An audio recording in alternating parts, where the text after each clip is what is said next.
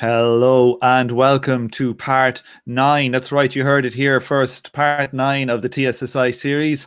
Today we have a small panel, small but high in quality. We've got the table meister himself here for a table fest.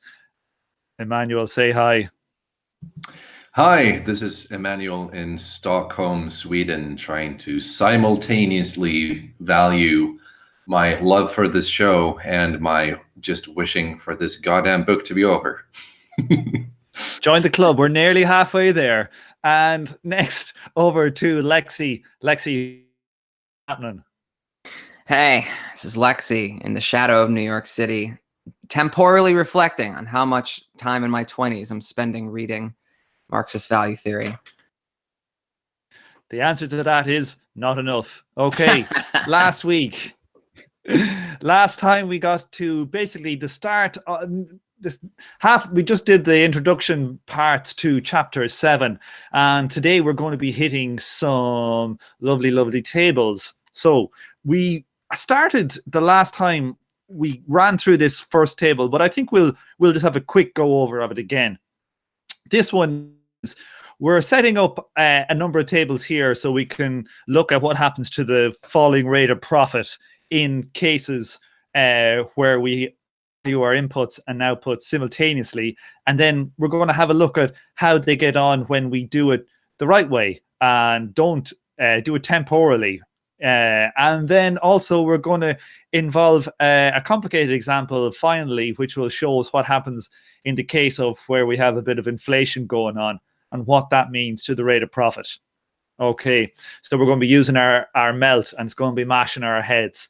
But we've been working hard in the last few hours, 24 hours, trying to get our heads around the final table for the 5th time. And I think it's finally sunk in. So this first example we have is where we've got an economy where we have workers getting no real pay and everything being pushed back into the system. So let's have a look. Let's read this little bit here before we go. Okay. Let me see. Okay, so here we go. The simplest one sector corn economy with no fixed capital. So all of the year's output is plowed back in as seed corn, and all output is invested as seed. The farm workers and farm owners consume none. So that's our setup. Okay. And we're going to have a look at what happens after in the 3rd year. We're going to have an increase in productivity. Okay, so will we have a look at this? Who wants to talk through this table? How about you, Lexi? You know this table. You've done it before. Putting you on the spot now. Earth calling Lexi. Where is you? Yeah. Sorry. Just trying to getting my protein pills and putting my helmet on. Okay. So let's talk through the table. In year 1, we have seed corn at 64. I always forget what these things mean. So NP equals PS. That's going to be physical surplus equals NP. Net profit. Awesome.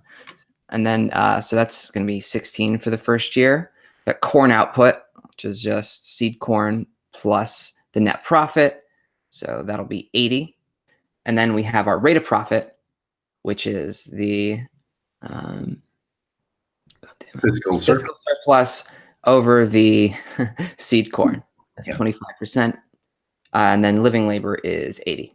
So that's just all, I guess, all reinvested, or no. How does that work? How does living labor factor into this, people? Yeah, it's all reinvested. So at the start of the year, we start with 64 seed corn and 80 hours, units of living labor. Oh, right. Okay. Put into producing bushels, and then at the end of the year, we reinvest everything. Great. Okay, so then we have year 2. We get I guess what 80 is from corn output from the previous year. So our seed, that's our new seed corn. We plug it in. Our net profit is 20. We add those together, get 100, and then physical surplus over seed corn. Our rate of profit is 25. So one thing to notice here is that in the rate of profit equation, there is nothing to do with labor. Right. So it doesn't matter. There's no labor time thing there. So we just have the outputs in physical quantities. And we'll see what happens now in year 3. Let's have a look here. You go again there, Lexi, year 3. Yes. So in in year 3, we have our corn output from the previous year becomes our seed corn at 100. Then our net profit or physical surplus is 30. Add them together for our corn output for year 3. That's 130. And now our rate of profit has risen. It is 30%. Again, yeah, living labor 100. Cool. That's just its own little thing. Like Tom was saying, bracket it off. So as well here, like in the setup for this table, we're told that technological progress is starts a net product instead of increasing by 25%, like the living labor is, it's now increasing by 50% per year, and labor is staying static. Yeah, actually, I was going to say there in years 3 and 4, yeah, you now see stagnation in living labor where it was, I guess, stipulated to grow before. Yeah, that was a stipulation before. Yeah. So just to sort of recap to anyone who might be listening but not looking at this, at year 1 we have 16 bushels of corn in profits with an investment of 64, and year 2 we have 20 bushels of corn in profits with an initial investment of 80. But then technological progress happens, and we're able to get 30 bushels of corn with an investment of 100. And then we get 45 with an investment of 130. So like the return on our initial investment increases over time from year 3 is the thing here, kind of.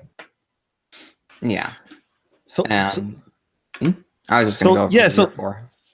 Yeah, so year 4, we kind of extend the same thing type of happens, and we end up with another increase in the rate of profit. So our living labor is staying the same, but our net product, our technological progress is hitting in, and basically our rate of profit is going up. So what we're seeing here is that in physical quantities, if we're being like a physicalist, our rate of profit is improving. Okay. Yeah, because we're getting more bushels of corn per unit needed work invested. Yeah, exactly. Yeah. So we're getting more for less, which is what the physicalist rate of profit is all about. Yeah, the technical composition of capital increases in both years because these are labor saving changes, tech changes in Marx's sense. So, and I think that's the whole point of the labor assumptions, is just to demonstrate that even if the amount of living labor stops growing and stagnates, you can still have an increasing technological composition of capital, what he calls, which is the ratio of means of production seed corn to workers. Okay. Will we try the next bit? Yeah. Or are we finished there, do you think? Sorry, I interrupted you. I was reading the book and then I was... Oh, no. That's cool. But that's the point. I was trying to figure out how the living labor, like, why is he putting that there? And why is he stipulating it instead of letting it happen systemically? Well, that's why. He's putting that in there for us just to see that the labor, what's happening to labor and what's happened to the physical rate. And these tables, as we go along, they kind of combine. So we're using the same values from different tables to get more complicated stuff. So the living labor will be able to just keep an eye on. I think that's what he's building this up for. The point being is that the, quote, technical composition of capital, quote, can increase without Marx's notion of a rate of profit increasing. That's like mathematically what this will end up meaning, but we're only focusing on the physical quantities here. Okay. Right, let's keep going. Next point, 7.3.2. He's going to get in and start talking about how the simultaneous dudes equate their price rate and value rate of profit. So let's have a read of this. As a result of the technological progress, the physical rate of profit rises from 25 to 30 to 34.6.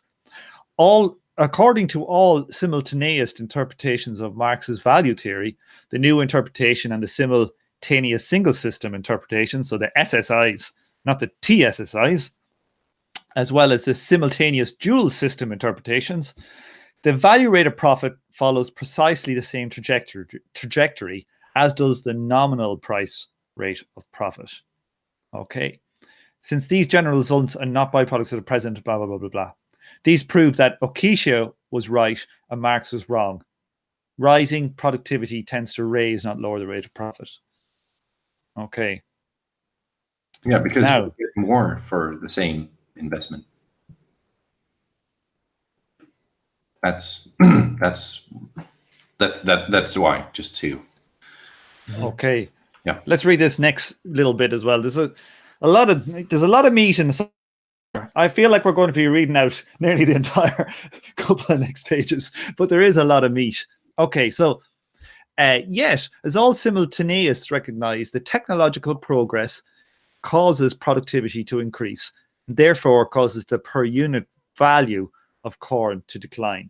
It would seem to barely lower the value rate of profit, the ratio of surplus value to capital advanced in relation to the physical rate. So how is it possible for simultaneous interpretations to reach the opposite conclusion? Okay, the answer is that they simultaneously value them. Okay, so let's go and have a look. I think the best thing to do is jump into the next table and have a look at it. Okay, now let me get out one of these beautiful graphics that I got ready. Here we go. Let's zoom on in. Let's zoom in. That's a nice table. Yeah, thanks very much. I try my best. Okay. Oh, that's too big. Let's bring it back a little bit. Yeah, 7.1 up top, 7.2 in the middle, and then there we go. 7.3. Okay, is that nice and beautiful? Love it. Yeah. You're beautiful. Okay, now table 7.2. That was very, very higher than I expected. Simultaneous value rate and the price rate of profit. Okay, so let's have a look at this dude here. Okay, so what do we have here? He is going to say, why are we starting with P equals 5? Let's sort that bit out first. Okay. Let's try. Let's have a look at this first. Because it's living labor divided by the net profit. So P equals V equals LL over NP. So that would be price of a bushel of corn equals its labor time value. And equals living labor over net profit. Okay, yeah. So that's the amount of new value that's being created, and he's going to divide that by the amount of the number that's going to be the living labor. So all the hours of work put in, say, dividing the number of products you created. So that will be how many labor hours per product. No, per bushel. Net profit. Yeah, this is net. Yeah, so we're looking at the value added. If we think about. So his contention is that basically simultaneism results in physicalism. So that might be net profit, but as far as physical quantities are concerned, net profit equals physical surplus. Yeah, so it's 16. So NP he's defined as 16. So that's the net product. Let's have a look here. NP is equal to net product. So so if you imagine it, we've done 80 hours of new labor, and what is our surplus was 16. So the price of each one is the 80 hours divided by the 16. So it's £5 per new unit. Yes. Okay. So that's our P. P starts at 5. It took us 80 hours to produce a surplus of 16 bushels of corn. Exactly. And that's what the value is. Value of each bushel is 5. Yes. The previous 64 bushels of corn we see here from table 1, they've 80, but they're not, they just transfer their existing value. They don't add new value.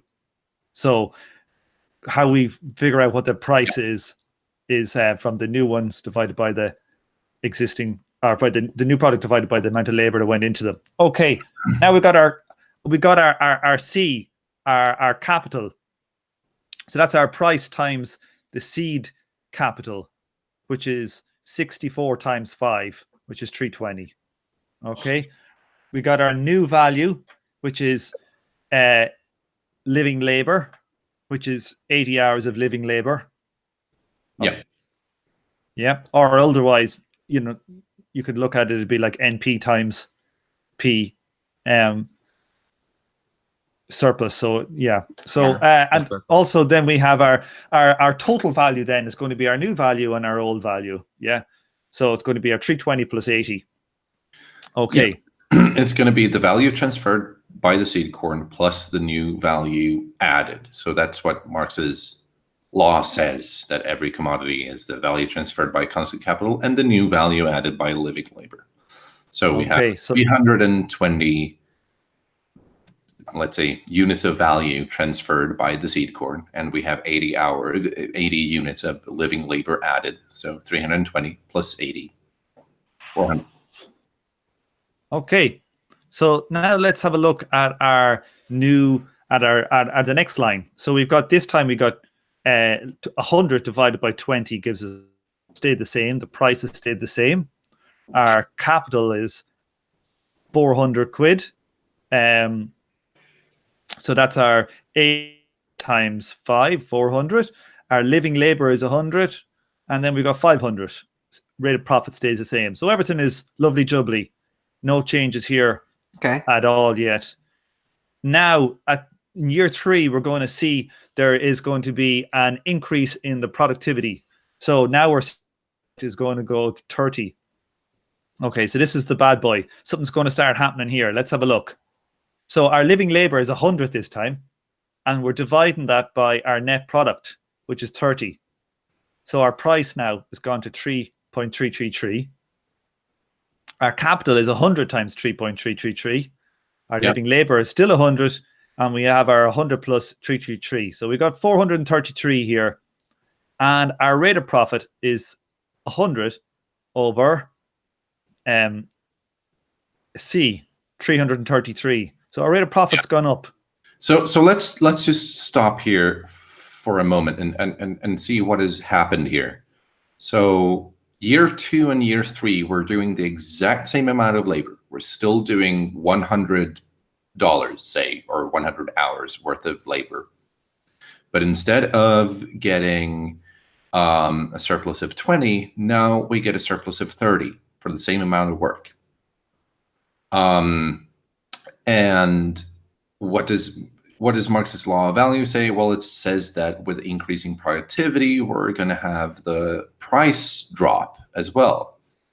And it does. So the simultaneous price here drops, just as Marx says. It drops from 5 to 3.33. So far, so good. However, something strange happens. So, and that is with the capital invested. So last year we received $500. So it would stand to reason that this year because we're reinvesting everything, right? So this year we should, the C here, our capital investment should be 500, but it's not. It's 333 for some mysterious reason. So it seems to be doing some things right in that we're having increasing productivity because we're getting more for the same amount of work, and the price is dropping. But something strange has happened to our capital investment. And to see why this happens is because what is going on here is that in simultaneous valuation, if the price drops to 3.333 and we still invest, and we invest 100 seed corn. So we're taking our 100 seed corn that we produced last year, we're putting it back, and the price drops to 3.333. A simultaneous is going to say then, oh, so you planted 100 corns of seed. Each corn of seed is worth 3.333. That means that your capital investment is 333. So your capital investment drops as a result of the price dropping. And this is why the rate of profit rises. Because remember, the rate of profit is how much do we get back on our investment, right? So we're planting 100, we're getting 30 back on it, right?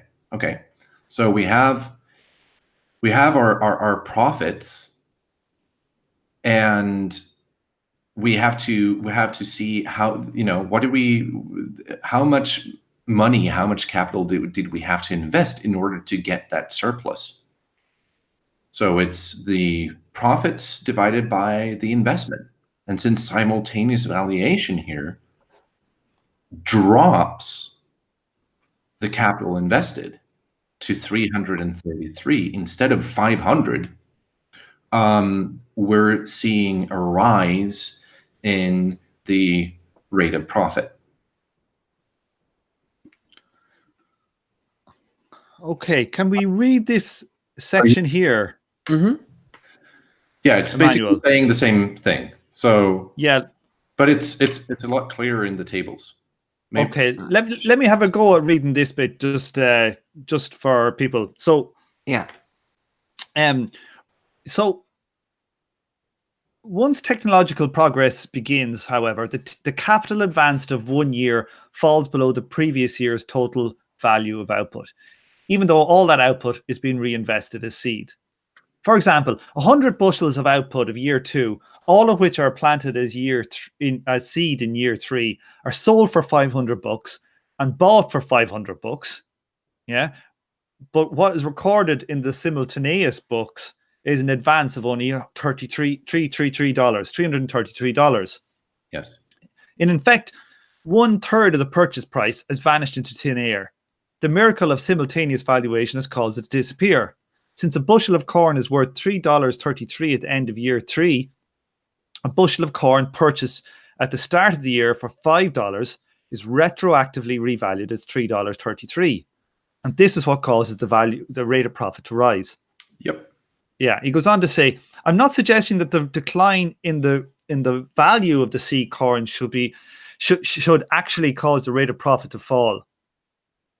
As Marx recognized, the cheapening of means of production does reduce the capital value advanced, and thus it tends to counteract the tendency of the rate of profit to fall. My point is simply that it cannot do so retroactively. So that's an important. Owing to the fall, let's highlight again just this little bit here now. Here we go. My point is simply that it cannot do so retroactively. Owing to the fall in the value of corn during year 3. Okay, so the value of the value of the corn has fallen from $5 to $3.33. The capital advance in year 4 will be smaller than otherwise, all else being equal. In year 4's rate of profit will consequently be greater than otherwise. But the fall in the value of corn during the course of year 3 cannot retroactively reduce the capital value that was advanced at the start of year 3. What's done is done. Yeah, I think that that's the entire chapter. The You cannot retroactively go back in time and change how much money you put in to your investment. If you could, we would live in a very different universe. If you could, then yeah, the rate of profit would rise, but that's not the world we live in. We produced corn in year 2 for 500. We have $500 worth of corn in the bank. We invest them. That should be $500 is our investment for year 3 on January 1st. We have $500 worth of friggin' corn. Yeah. That's not what happens in simultaneous evaluation, because by December 31st, because of technological progress, the corn isn't worth it as much anymore. It's only worth 3.33. And so in the simultaneous world, the accountants at Seed Corp will be very happy, because they can just go back, cook the books, and say that, oh, actually, we did not invest 500. We only invested 333. And that's sort of the gist of this chapter. I think it's almost like with that sentence, the rest of the chapter is superfluous, because most of the rest of the chapter, except for the confusing tables that took us 2 days to figure out, is just restating this point in different wording and really sort of hammering it down. And obviously, people that are doing simultaneous valuation don't think that, when people are making investments, they go back in time and change them according to money now. But there is some kind of funny adjustment of units that, dollars are already suggest the comparison to dollars, but economists that are used to calculating like rates of inflation or that kind of thing are thinking to themselves, well, we need like to compare with like. So we need this to be dollars at time, t. And, we're going to measure everything in dollars at time t or something. And that's just, that's a conflicting intuition to what's going on in Marxist economics, for sure. And one point I would just like to bring up really briefly is that in the simultaneous way of calculating things, you don't start with investment. To me, and I think it's obvious to Kleiman as well, Marx's macroeconomic model is an investment-first model. Mr. Moneybags has $1 million. He puts it into his bank account. He buys machinery. He buys, labor power and so on. It's an investment-first model. And the TSSI is investment first. So it's going to take, the TSSI would look at the output of year 2, $500, and say that, all right, on January 1st, you're going to have $500 in your bank account. So the capital advanced is already known.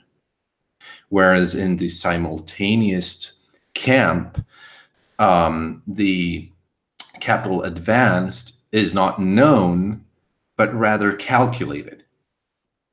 And how do they calculate it? Well, they look at how much seed corn did you plant, and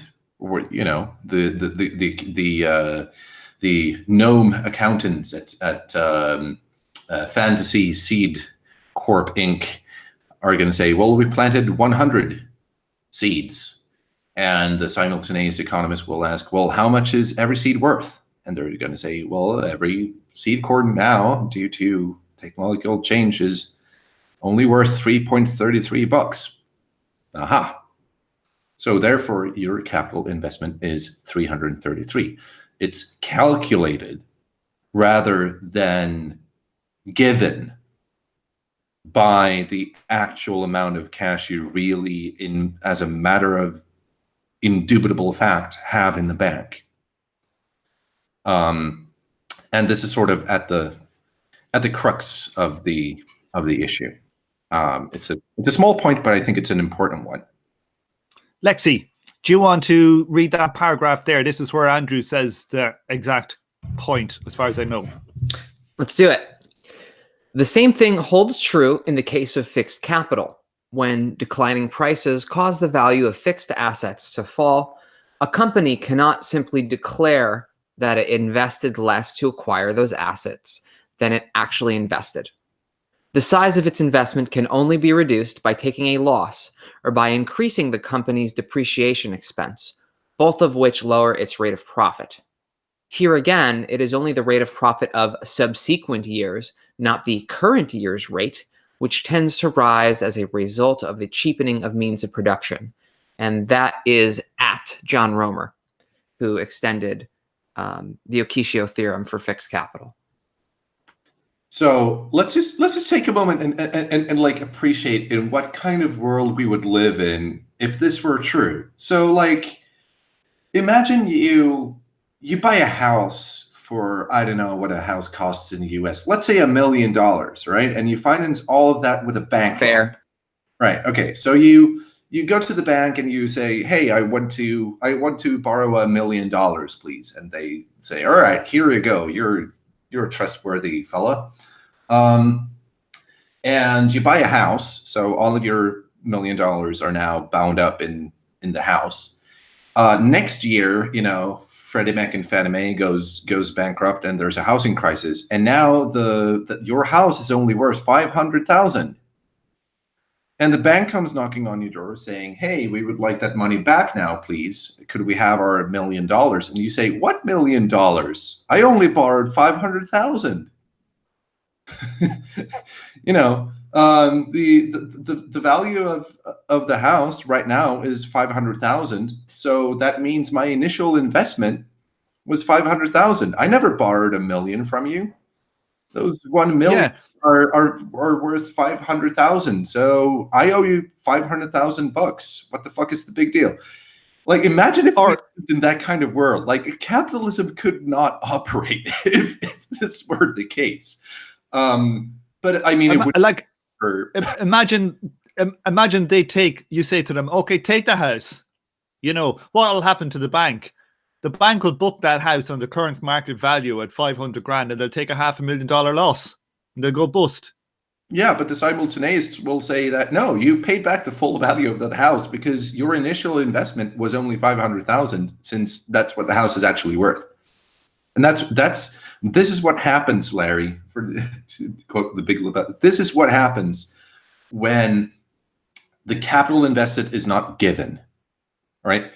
In capitalist societies, what do capitalists care about? Well, they know how much they invested. They know that, yeah, okay, if I buy Apple stock for $1,000, right? I know I bought it for $1,000. Like that's a number that's in my head. Or I know I bought a house for $1 million, or I know I lended 100,000 to someone. Like, that's what I care about. I don't go back in time later and say, "Oh, well, you know, the value of the house, or the value of Apple stock has changed. So that means that when I bought them for $10,000, I didn't really buy it for 10,000. I only bought it for, I don't know, 5,000 or whatever." No, you put down $10,000 in your investment, and you expect a return over and above those 10,000. That's how capitalism works. And that's like, I mean, we could get into accounting and shit and just say that if, you know, you're going to go to jail and pay really fucking hefty fines if you try to go back and change the amount of your initial investment in a company. That's just not how things work. But like, even if you could get away with it legally, it's still not what capitalists care about. You buy $10,000 worth of Apple stock. You hope that by the end, you're going to get more than 10,000 back. That's what happens. It's a known quantity. In all capitalist societies, your investment is a known quantity. It's not something you calculate by going back in time or whatever. It's not a variable that you derive from an equation. You know how much money you paid for stuff. That's like the defining feature of capitalism, which just makes it so strange that, like, why would anyone think that this is the way things operate? It's just, nobody thinks it's the way things operate. They think it's an unrealistic assumption that they can use true. to Yeah. make realistic predictions, which again is endemic in economic methodology. And really, you'd probably better off studying finance models or accounting, math, or just about anything else to get a real world grasp of what's going on. Okay, I think we should move on here to the next sub chapter, which is the defense of it from the simultaneous. Okay, so they kind of make the case that this replacement cost rate is a meaningful measure of profit because it is the potential rate, and therefore the rate that governments' current business investments. Okay, so let's have a look here, this paragraph here. Okay. For example, if a business invested $2,000 for the purchase of a machine and the investment $100 each year, the annual rate of profit would be $100 over $2,000, which would be 5%. However, the simultaneous argument goes, if the machine can be replaced today for just $1,000, then the potential rate of profit, the rate that can be obtained by investing in the replacement machine, is $100, $1,000, so it's 10%. So a business investor whose other alternative investment is, say, an investment that yields 6%, would decide to invest in the machine instead, even though the machines of this kind have only yielded 5% rate of profit in the past. Okay, they say this is a meaningful measure. It's definitely a measure of something, but yeah, it's a measure of how people calculate loss on things. Like, oh, damn, if I only had waited 6 months so that the new iPhone was cheaper, yeah, I would it's have like gotten away with half of the money that I paid. But now I'm stuck with, $1,000 less or whatnot. And thus, I'm kind of a sucker. That's what replacement cost is like you on January 1st, you buy servers for $10,000. 6 months later, they're worth half of that. And you think to yourself, oh my God, if I only had waited.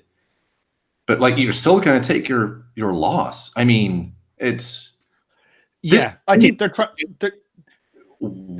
to say that as a measure, it's meaningful, as in that it's like an investment rate of profit, if you know what I mean.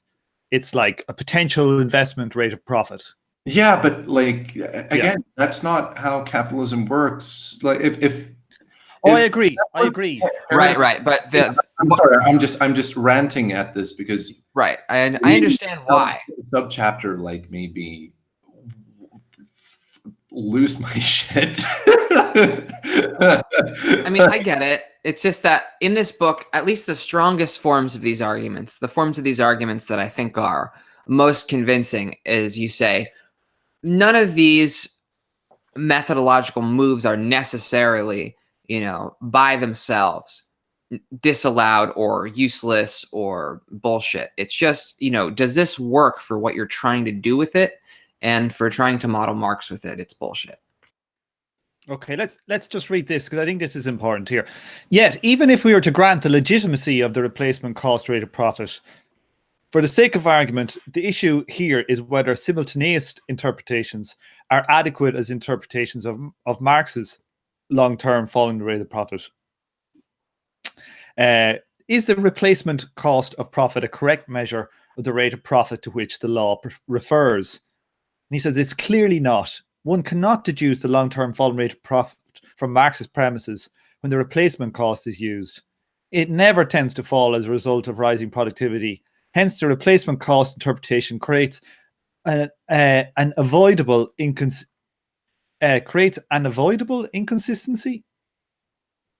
Yeah, Yes. because it's not a consistency that's necessary. If you don't do replacement cost, then it's not a contradiction. Yeah, take that line again and read onward. Yeah. Okay. Hence, the replacement cost interpretation creates an avoidable inconsistency in the text. This alone strongly suggests that the rate of profit to which the law refers is determined temporally, not simultaneously. There's one quote here from Marx where he talks about it. Just these ones here, just kind of slam dunk. When first introducing the concept of surplus value in capital, he defined it as the difference between the sum of money that is finally withdrawn for circulation and the original sum thrown into it at the beginning, the excess over the original value. He also regularly defined profit as an excess over and above the total capital advanced. It's kind of, you cannot use that previous one. Yeah, you can't use that previous one when you're talking about what Marx was talking about. It's just apples and oranges. Yeah, and it's just apples and oranges. But like, what bothers me with this is, like, no one thinks of profit in any other way, except apparently for these, or rather, the models of the simultaneous economists. I'm I don't think the economists themselves necessarily believe that's the case, but that's the result of the models. Is that, okay, I invested $1,000, I got $100, or I receive $100 net back, so I gain $100. And so I have a rate of profit of 10%. I mean, that's what profit is. Yes. You invest $1,000 at the beginning, it's 1,100 at the end, profit 100. That's what profit is. I mean, there's, you're right. There's maybe there's some exceptions in the chat. Let us know. But I know of nowhere else where that kind of thing is taken all that seriously than in, bourgeois economics and in these, peripheral forms of heterodox economics that are taking on this methodology. It is difficult, especially after 2008, to not see the way that bourgeois economics approaches the economy as, ideological parlor tricks. And I struggle to be charitable about it. But I think the obvious thing is that these assumptions are not, realistic assumptions, and they're not fitting assumptions, which is more important. And it seems to me that this is something unique to a certain school, maybe of macroeconomic, like really abstract macroeconomic thought. Well, also, this is also some of the basis for this also is the basis for microeconomic, like game theory as well. So it's just it's just a school of thought that crosses micro macro in economics. You might say neoclassical economics. I mean, that's shorthand looking backwards, but I think that's what I would call it. Sure, but if the implication is that if the implication of neoclassical economics, I don't know that much of neoclassical economics. All I know from macroeconomics is Marx, and then I know business economics, and they're pretty much the same thing. But if the neoclassical economists, or these college professors and whatnot, don't think of profit in the way that everyone is doing, and even the like intuitive idea of profit, that I have no idea what the hell it is they're doing. Like, I feel like I was like, what are these people doing? That, I mean, There was an incident after the financial crisis where the Queen of England approached a bunch of the top economists in England and just sort of asked, why didn't you see this coming? And without being too vulgar about it, I think assumptions like these might be a short answer. Yes, there's a lot of assumptions. That was the London School of Economics where she addressed them, and London School of Economics is actually one of the few good ones as well. That tends to not do all of the weird stuff and actually read classical texts and whatnot. I don't think they read classical text much, only on the margins. That's Cambridge. Yeah, London LSE is you look at the stuff they have there, it's nearly fully neoclassical, maybe on the edges. You don't even get post-Keynesians that are working there, I don't think. All right. Well, different discussions. Yeah. The post-Keynesians in England seem to be in Kingston in London. That seems to be a place where there's quite a few of them. It's where Steve Keen has ended up. And the Shraffians, I don't know if the Shraffians are still actually in Cambridge. I think they might be, all gone with the high bike by this stage. Let's move on to table 7.3, which is an interesting table. So what he's going to do here is, let me just read a little bit what he says here. So he says basically, let me bring up the introduction bit. So he's going to see what happens. Let's have a look. Yes. Okay, so these simultaneous interpretations arrive at the paradoxical conclusion that Marx's rate of profit is identical to the physical rate. As we have seen, the source of this paradox is that simultaneous valuation causes a portion to be conjured away.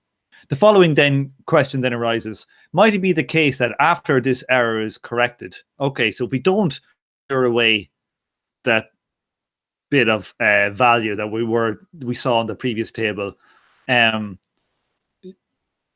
the rate of profit still turns out to be physically determined. So he's going to basically rebuild the table, another table here, and going to do it in such a way that essentially we're going to assume the physical rate of profit, okay? And we're going to do it temporally, and we're going to have a look and see what happens to everything, okay? So let's have a look at this table. Now, let me get it back up here. So he's going to start off here with 320 bushels of corn, and he's going to assume this rate of profit over here, the physicalist rate of profit, is 25%. So he goes, the new value then will be 80, and 32 and 80, or 320 and 80 is 400. And so we got a 25% rate of profit by definition. And if we look at the price, then will be the total value divided by the physical number of physical output, 80, and it's going to be 5. Okay? So the price in is the same as the price out. Okay. Everything's good. Everything's dandy. Makes sense. The second year, the same thing happens. We now have our 400. We got 25% rate of profit, and it gives us our new value is physical 100, and add the two of them, get together, we get 500, and our P out is still 5. Okay, so all going good. Now let's have a look and see what happens when we get to year 3.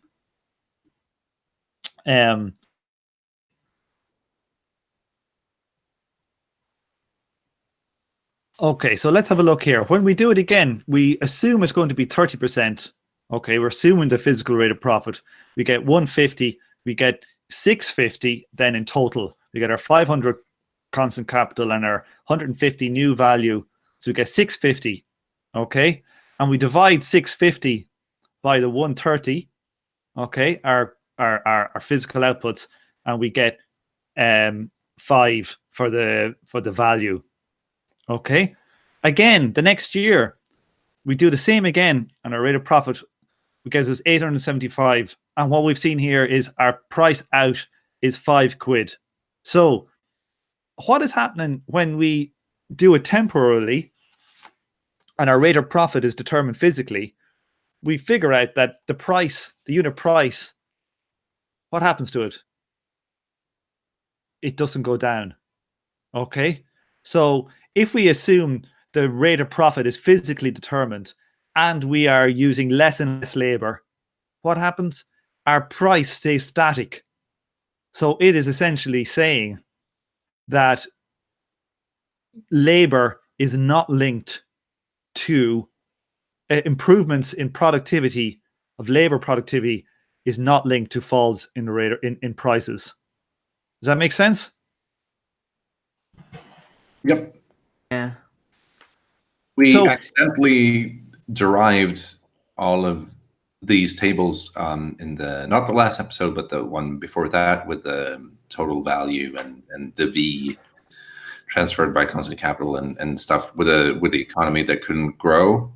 This is essentially some other implications of that. Like, all right, so if the economy can grow, in this case, the economy does grow, goes from 400 to 500, 650 to 875, then the per unit price can't change, and so on. So it's pretty much the same problem. It's just Kleiman is adding on more and more. Like, again, if you already by chapter 2 or chapter 3 understood his critiques of all this and you were convinced, he's just going on and on and on, just layering more and more complications, and stuff from the same viewpoint, essentially. Okay, so if we look here, it says, indeed, this is just Andrew writing it. Indeed, if we divide the new value added by table 7.1's net product figures, we find that the new value is a constant $5 per bushel. A bushel of net product always yields the same amount of value, independently of any variations in the amount of labor needed to produce it. Physical output has replaced labor time as the determinant of value. Okay, so that's, if you give them, if you try and do it temporally, and you do it, and you say the physical rate is what determines the rate of profit, labor time goes out the window. And if physical rate is what comes from value and simultaneously, labor's out the window. We've just seen it yet again in another way. And this time we've seen it with how it interacts with the rate of profit. So he goes on to say, this result makes clear that the actual rate of profit mirrors the physical rate only if increases of productivity do not tend to lower values or prices. Physicalism is incompatible with the fact, widely recognized even by non-Marxists like Alan Greenspan, that prices do tend to fall as a result of increasing productivity. Let's quote Alan Greenspan, because we've been doing a lot about Marx, right? And I know Marx is a good thinker, but we haven't given, like, the greatest economist of all time, Greenspan, his fair share of airtime. Let's read this one. All right. From 2000. You take it, Lexi, because you've got the best Alan Greenspan impersonation. Oh yeah. Oh man, I'm a big Greenspan fan. Like the way people watch The West Wing. That's how I was watching his speeches growing up. I'm completely joking. Faster productivity growth keeps a lid on unit costs and prices. Firms hesitate to raise prices for fear that their competitors will be able, with lower costs from new investments, to wrest market share from them. Indeed, the increased availability of labor displacing equipment and software at declining prices and improving delivery times is arguably at the root of the loss of business pricing power in recent years.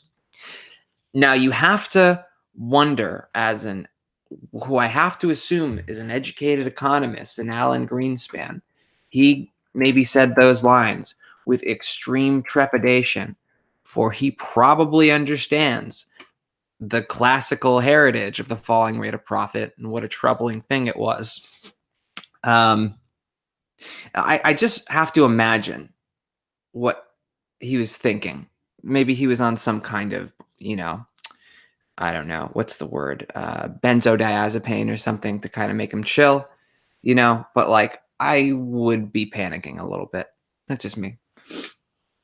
It reminds me of, I did a show for the podcast years ago, and I managed to find, I don't know which episode is in it, maybe somebody else will remember, but an episode where a clip in it of a speech by Milton Friedman, where he made such a Marxist point. He talked about capitalism, how workers around the world are exchanging products which are a measure of their labor. I was just like blown away, but that's a bit of a tangent. It's one of those horseshoe things. Like, it's the reason I think the Financial Times is the best bourgeois paper, instead of getting some like mediated version through the New York Times or some, feel good liberal stuff thrown on there. Just read what the heartless financiers read, if you can. No, it's you get the truth. Chomsky always says that, and he's right. It is undeniable. They talk to the ruling class. The ruling class talk to each other. They don't give a shit about people. It's interesting also, like if you read the old classical political economists, a lot of them were very plain speaking about the realities of the economy. Mm-hmm. But when it became easier, these texts were easier for like the layman to read. Mm-hmm. They started to disguise through other means what the reality of what they talk about. In the theories had to become more obscure, being super obscure and not at all available to laymen. Well, I wonder, in my like scientific heart of hearts, how abstract can you get from all that like gobbledygook math that's going to make most people's eyes glaze over, and still paint an honest and comprehensive and sort of like systematically useful picture that can be like mobilized. I don't know. That's an aside point. I wonder how much of that stuff is necessary. And because I think some of it has to be. I think some of the inconveniently hard math has to be necessary, but not all of it. Okay. Are we going to move on to the next part where now we're going to have a look at what the TSSI says happens in this scenario? Okay, so let me get these lovely, lovely tables I prepared earlier out here for you. Okay, Can we see them? Fresh tables. Fresh tables. So here we go 1, 2, and 4. Tables 7.1, 7.2, and table 7.4 all together in one spot so we can peruse them at our leisure. Now, yeah. Okay, so what we're interested in here is looking at table 7.4, the bottom one. Okay, so what we're going to do here, instead of revaluing things like in table 7.2, we're going to do it temporarily. And when we end up with 500 bucks at the end of the year, that our capital at the start of the next year is going to be 500 bucks. It's not going to be magicked away. So let's have a look at what happens to the rate of profit. Okay, so let's read through it. So our price at the start is 5, and we've 320 capital at the start. That's 5 times 80, which is our seed capital, times the price. Okay, and it's 320. And our new value is going to be the living labor, which we know from table 1, that mysterious living labor in table 1 that we never used really in that table. That's the 80. Okay, and so our total value is 400. So now we've got a %, and our output price is going to be 5. Okay, so we have essentially 400 things of new value, 400 objects, and 400 in value and 80 objects. So it's going to be a bushel of corn. So we start the next year again with a fiver of a bushel of corn. We've got $400 worth of seed corn. We do 100 hours of labor, dollars of output. It's 25% rate of profit again, and our output price is still 5% because our output is growing at the same amount as our labor. So we've got fellas doing more work. Not 5%. the output price, the price $5. Sorry, yeah, $5 a bushel.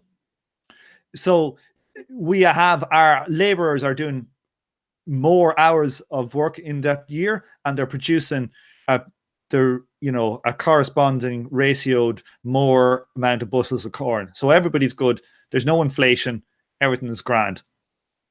Let's have a look at what happens here. We got $5 is now our bushel of corn price at the start of the year, and we got $500 of seed capital. We now only do 100 hours of labor, so we've kept our labor at the same level. Okay, our total value then is 600, but our rate of profit now has dropped to 20%. Okay, and our actual price per bushel has dropped too, because we've become more productive. So the price of a bushel now is $4.61. We go into the next year, we bring forward all our capital, and we do 100 hours of labor again, and our rate of profit has now dropped to 16.7%, and the value of the corn has dropped to $4. Okay, now all of that corresponds to Marx's theory, its predictions. The rate of profit goes down. Labor, as it gets more productive, the price of the object goes down. The intensity of labor increases. The value of per each item that's produced will go down. Sorry, not the intensity. Wrong word. And also, crucially, although Kleiman does not explicitly address that here, but this is what happens in the real world. Yeah, precisely. If on December 31st you have $500 in the bank, you reinvest all of your capital. That means that by January 1st, you're going to invest $500 in the new production cycle. And if then you receive a profit of 100, then you're going to say, well, I invested 500 and I got 100 back. So a fifth, or 20%, is my rate of return on my investment. And since, the reason you invest in productivity is so that you can offer things at a lower price. And so both the price drops and, of course, the rate of profit drops. And everything is fine and dandy, not only according to Marx, but according to how things actually work. And crucially, though, this example has, I believe, the volume 1 assumption, and I think volumes 1 and 2 assumption coded in the last column, where price out equals value out. Whereas we have a changing melt in the next example, and that corresponds to volume 3 after the transformation problem is addressed. Which makes things a whole lot harder. But yeah. But I think it's fairly straightforward that, Let's give them the actual. Sorry, let's say the actual things we're assuming in here, because we didn't really say that at the start. Okay. Yes. Let's read this paragraph. Oh, come on in here. Jesus. Fucking hate this. Right, 1 second. Tom's raging against the machine here. Seriously, I have lots of rage against machines. Inanimate objects all throughout my life have caused me such agony, emotional agony and distress. If when I first got it, I was working in a bank, in a headquarters of a bank in Ireland a few years ago. And I'd be sitting at my desk, and then, the people would hear me just going, "Fucking bastard, you!" I'll be raging. They'd be like every argument to be, but not that corporate in the corporate, so conservative corporate setting in the bank headquarters, and I'm there cursing, "You dirty whore," and stuff like this, and I get these strange looks. But they got used to me after a while. like financial capital all went to Ireland. It's fucking it's fucking taxes, and I don't know why. Taxes but for the weak. That Yeah. makes me smile. That's amazing. I kind of imagine that alienation like that is why people freak out and move to the woods and go primitivist. You know what I mean? Anyway. What? Yep. Not being able to curse? No, just being like having machines be the frustrating bottleneck in your life. Being like, fuck you, I'm going full Luddite, you know? Like Yeah. Yep. Like even a hammer or a screwdriver, you know, they can drive me fucking insane. And I'm not uncoordinated. I'm quite coordinated, you know, but I don't know. They make me angry. It makes it worse because your power is alienated by this tool. Anyway. Yeah, I hear you. Let's get deep. We need Derek here for that. Okay, let's just read the assumptions here because we didn't really explicitly state them. Okay, I'm going to read word for word verbatim here what Andrew says. Let us now compute the rate of profit in the same manner as we did in the section before. Only one modification. The new value added will be determined directly by labor time, in the sense that each hour of labor adds a constant amount of nominal as well as real value. In other words, the melt, which expresses the relationship between nominal and real value, remains constant over time. So if we assume the melt is $1 per hour, the new value is always equal to the living labor figures. Okay, so what we're saying here is that there is no inflation happening external to the system. Yeah, we're saying 1 hour of socially necessary labor is $1. Exactly. And it doesn't change. There's no like money printing going on or whatever the hell. There's no MMT going on here. There's no. You don't need MMT. It doesn't need MMT. It just needs like even credit creation or increase in government debt, regardless of whether we think MMT is a thing or not. There are no bank loans. There's no interest being paid. Whatever. Exactly. In short, this is the ideal world of Volume 1. Yes, exactly. Yeah. Okay. Now we will make a stab at table 7.5, I think. Oh, yeah. No. Can we Why not do 7.4? Oh, yeah. We got to chug through it. Row by row. Easy, and people can get it. Well, it's a good starting point. It's a good starting point, right? We did 7.4. Well, yeah, all right. Emmanuel, what do you want to say about 7.4? What do you want to say? Yeah. I know we did 7.4, but like, I'm just super anxious for 7.5 because you have to have 7.4 and 7.1 in your head at the same time when reading 7.5. Look, I've got it all ready for you here in a lovely graphic. Don't you worry your pretty head. 1, 4, and 5. You see, I think about everything. Yeah, you do. You really do. I'm joking. All right. Here we have the lovely table 7. Well, here. Sorry, before we start, did you think we went through table 5 or 4 enough? Or I think Emmanuel. I think we went through it enough.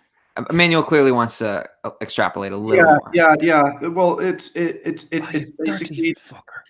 basically doing everything in the way that makes sense that we explained earlier. So we have $500 in the bank. That means on January 1st we invest $500, and we have a surplus of 100. That means the total value for the things that we sell on December 31st is 600. And then the price drops to 4.615, which is what we would expect. However, now next year, we have 600 in the bank, but every bushel of corn is worth 4.615. But we still have the same amount of profit, so we make 100 every year. So, year 2, $100 in profits. Year 3, $100 in profits. Year 4, $100 in profits. What changes, number 1, is that in year 2, we made $100 in profit with an investment of 400. In year 3, we made $100 with an investment of 500. So we get the same amount of profit, but it takes more investment to keep those $100 of profits ticking. And that's what's going to lower our rate of profit. After year 3, the price drops as well because there is less living labor per capital advanced. And so finally in year 4, our profits are still going fine. Board of directors, they think this is a grand company. We're making $100 every year. However, the investors aren't that pleased since we're making $100 and not $200 or $130. And they're not pleased because the company had to invest $600 now in order to make the same amount of profit as you did before. And so that's why the rate of profit goes down, and that's why the price goes down, because of labor saving technology. Okay, everyone good on that? Mm-hmm. Because things are going to be, if this is not 110% super mega clear, the next table is going to fuck you up. Hey, this is the transformation problem. This is the methodological reason why classical economics was abandoned. So this is a fairly big thing to try to overcome. It's clearly caused a lot of disorientation amongst Marxists. So you should be scared. Yeah, because I don't think it's that scary when you look at these tables. Well, all right. It took me and Tom fucking 28 hours, including conversation, including sleep with Andrew. I think maybe 4 or 5 emails, and then another like 4 hours of discussion between the two of us. And like the people listening to our show will know that, me and Tom, when we get into the maths, like we're not totally out of the loop on these things. We usually make it work, but it took us a good 28 hours to figure this thing out. Let's not scare people. Come on, let's show them. No.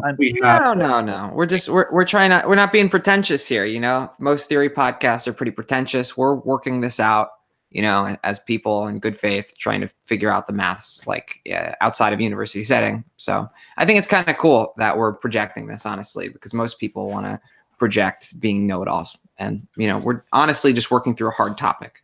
Yes, and we fell into, I think, at least like 5 or 6 theoretical fall pits, and it turns out that this table, if you don't have everything 110% super clear, then this table is either going to make you think that Andrew Kleiman is a hack fraud who is logically inconsistent, or you're going to get it eventually, that sounds pretentious, but like I had, like, last episode, Tom, you talked about like an episode when you were like, oh my god, Andrew Kleiman is totally wrong.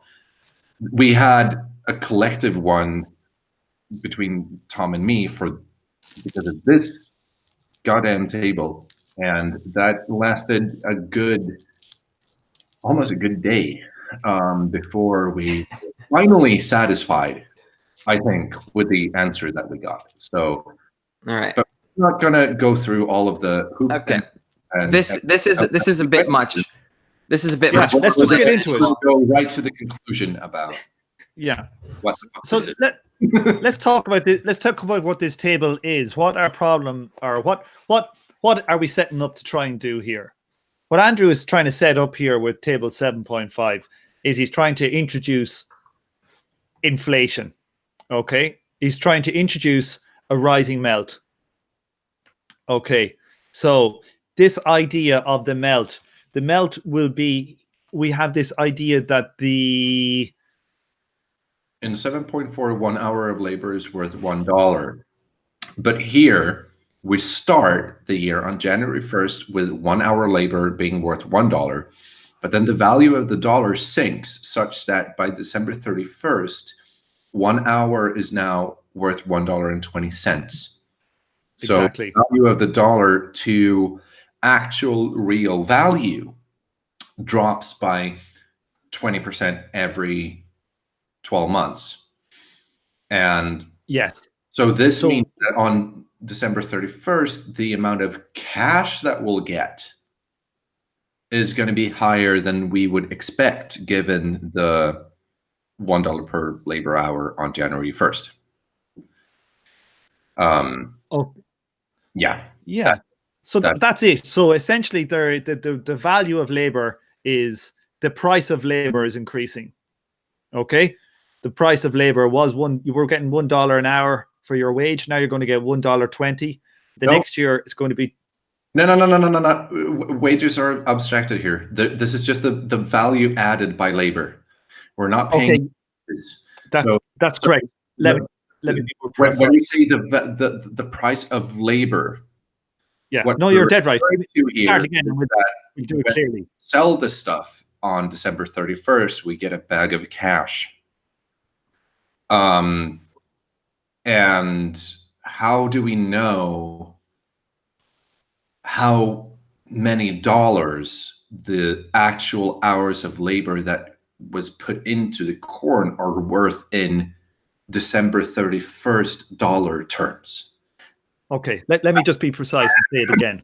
Yeah, because that was one of the things that threw us for a loop. So, as long as we're being pedantic, the price is for the labor power commodity and not for labor.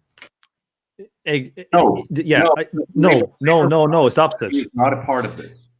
Yeah. Okay, so no power here. It's just real labor that adds value to the product. There are no wages. There's nothing paid to the workers. This is dead right. The dollar measure of the value that the workers have added to the corn. Yeah. Okay. And we're measuring it at 2 points in time. We're measuring it at January 1st, and we're measuring it at December 31st. Okay. So let me just be specific. So I'll do it so it's good for an edit. Okay. So at the start of the year, we have an hour of labor creates $5. Oh no, fuck it. P in, that's price. That's the price of the bushel. Sorry. Yeah. At the start of the year, an hour of labor produces $1 of output. And at the end of the year, the hour of labor produces $1.20 of output. So we've had essentially an hour of labor is worth $1.20, so it's worth more. And we're going to see each year that's going to increase by 20%. So at the end of year one, it's going to be $1.20. At the end of year two, it's going to be $1.44. At the end of year three, it's going to be $1.72. And the end of year two, it's going to be over $2. Okay, so the price of an average hour of labor that it produces is going to go up in price terms. Okay. Yes. And so and just to reiterate, so that it's not that they're worth more. Because when we say something is worth something, we usually think in terms of value. So the commodity, the corn is still worth the same. The commodity is still worth whatever it is in table 7.4. It's just that the value of the thing, of the corn, it's the way there's more money floating around. There is more money floating around. In relation to the object of value is now needs more dollars to represent it. So exactly. Let's assume here that the government sent out a check to everybody for a few $100s, and now there's extra money swirling around, and people are going to have to pay more for this. Just there's more money compared to the amount of goods. That's all we're saying. It's still worth the same, but it's just that the dollar is worth less, if that makes sense. Exactly. It's the same thing because it's a relation between the two, but it's one of these pedantic things that if you miss that tiny detail, you're going to make the same mistakes that Tom and I did, essentially. So Okay, let's keep going. Let's keep going and see how we get on here. Okay, so we started, and it's £5 per bushel of corn like it was before, and we start, and we have our seed capital will be 320. So it's going to be 64 bushels of corn at $5 each. Okay. And then we are going to have our, okay, so and then we have to go back to table 4 before we do anything else. Oh yeah, so we have our total value is, no, we have our value out. So sorry, I'm on just looking here first. So just pretend that 7.5 does not exist for the time being, for you listeners. So on year 1, we have our price of each bushel of corn is 5. At the end of the year, we sell these bushels of corn for $5, right? So the per unit price stays the same. However, now we have inflation such that the December 31st dollars are not the same as January 1st dollars. In fact, in order for us to get the same value, we need to compensate for that by adding 20% on our price tag. So it's still worth the same. It's just that the value of the dollar has changed. So we still want $5 worth of value, but since the dollar is doing something strange, now we need 20% more to represent the same amount of value.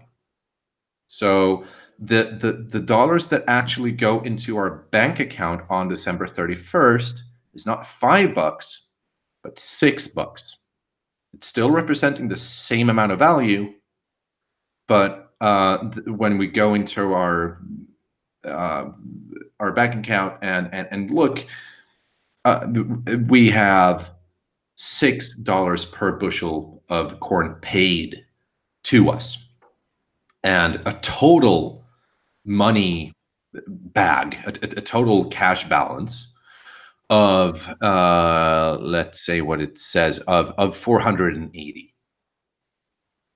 So does that make sense so far? It's still 5.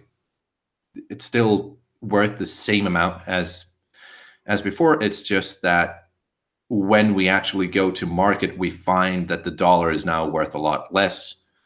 And so the same amount of value that before was represented by $5 is now represented by 6. So the actual amount of money in our bank account has gone up, even though the value is the same as before. Okay. One thing that is very important to note here is how we calculate P out. Okay. When I first was looking at this, I thought that it would make sense. Okay, no, let me just say it. But so have you talked? Sorry, Emmanuel, I was trying to get stuff ready here. Have you talked about how we calculate P out? Yes, that was what I was trying to convey, is that we're assuming it's a difficult one to actually explain. From January 1st up until December 30th, we're in production. And then on December 31st, we sell our product. And what is our product worth? Well, it's $5. However, when we actually go to market, we see that all other prices have suddenly increased by 20%. So in order for us to get those $5 worth of value, we have to sell them for $6 in order to not make a loss, and in order to make this get the same amount of value as before. So the way that P out, i.e. the money that people actually pay for a bushel of corn, in order to arrive at that number, we need to take the value of what we produce, which is $5, and multiply or add, correct as one says, for inflation. So because the dollar is now worth 20% less, we have to add 20% to our $5. And that means the price that people actually pay us on December 31st is going to be $6. We're still having, in real terms, it's still $5. It's just that we need more dollars in our bank account to make sure that we actually receive $5 worth of the stuff that we're selling, if that makes sense. So that's what's going on. Okay, so let's run through that line again. So we got the price of $5 at the start. We've got our seed capital is going to be 320. So we've got 64 bushels of corn, and it's going to be $5 each one of them, and so that's 320.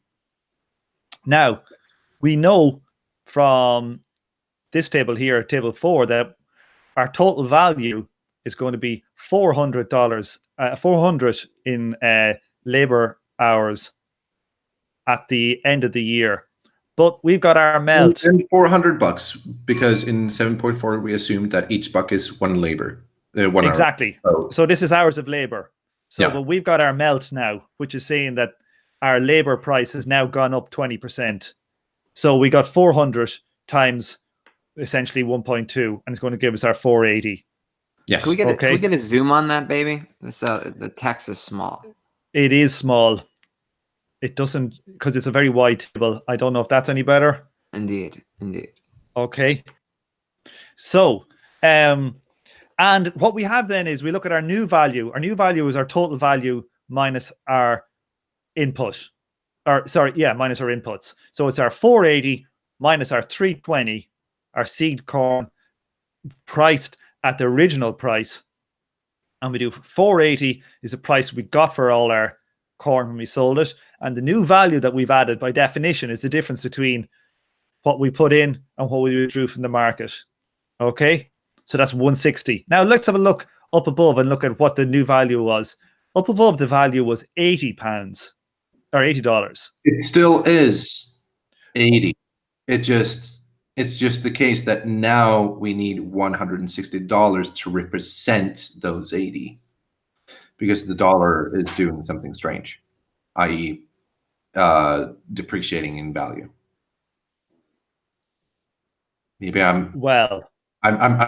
Yes, this is where you had your problem.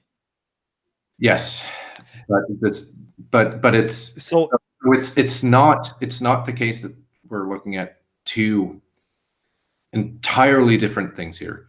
It's the exact same thing. That it's the table 7.4 is still what's going on. The only thing that we've done is that the value of the dollar decreases by December 31st, so that when in table 7.4 we produced $400 of output, we sold all of it.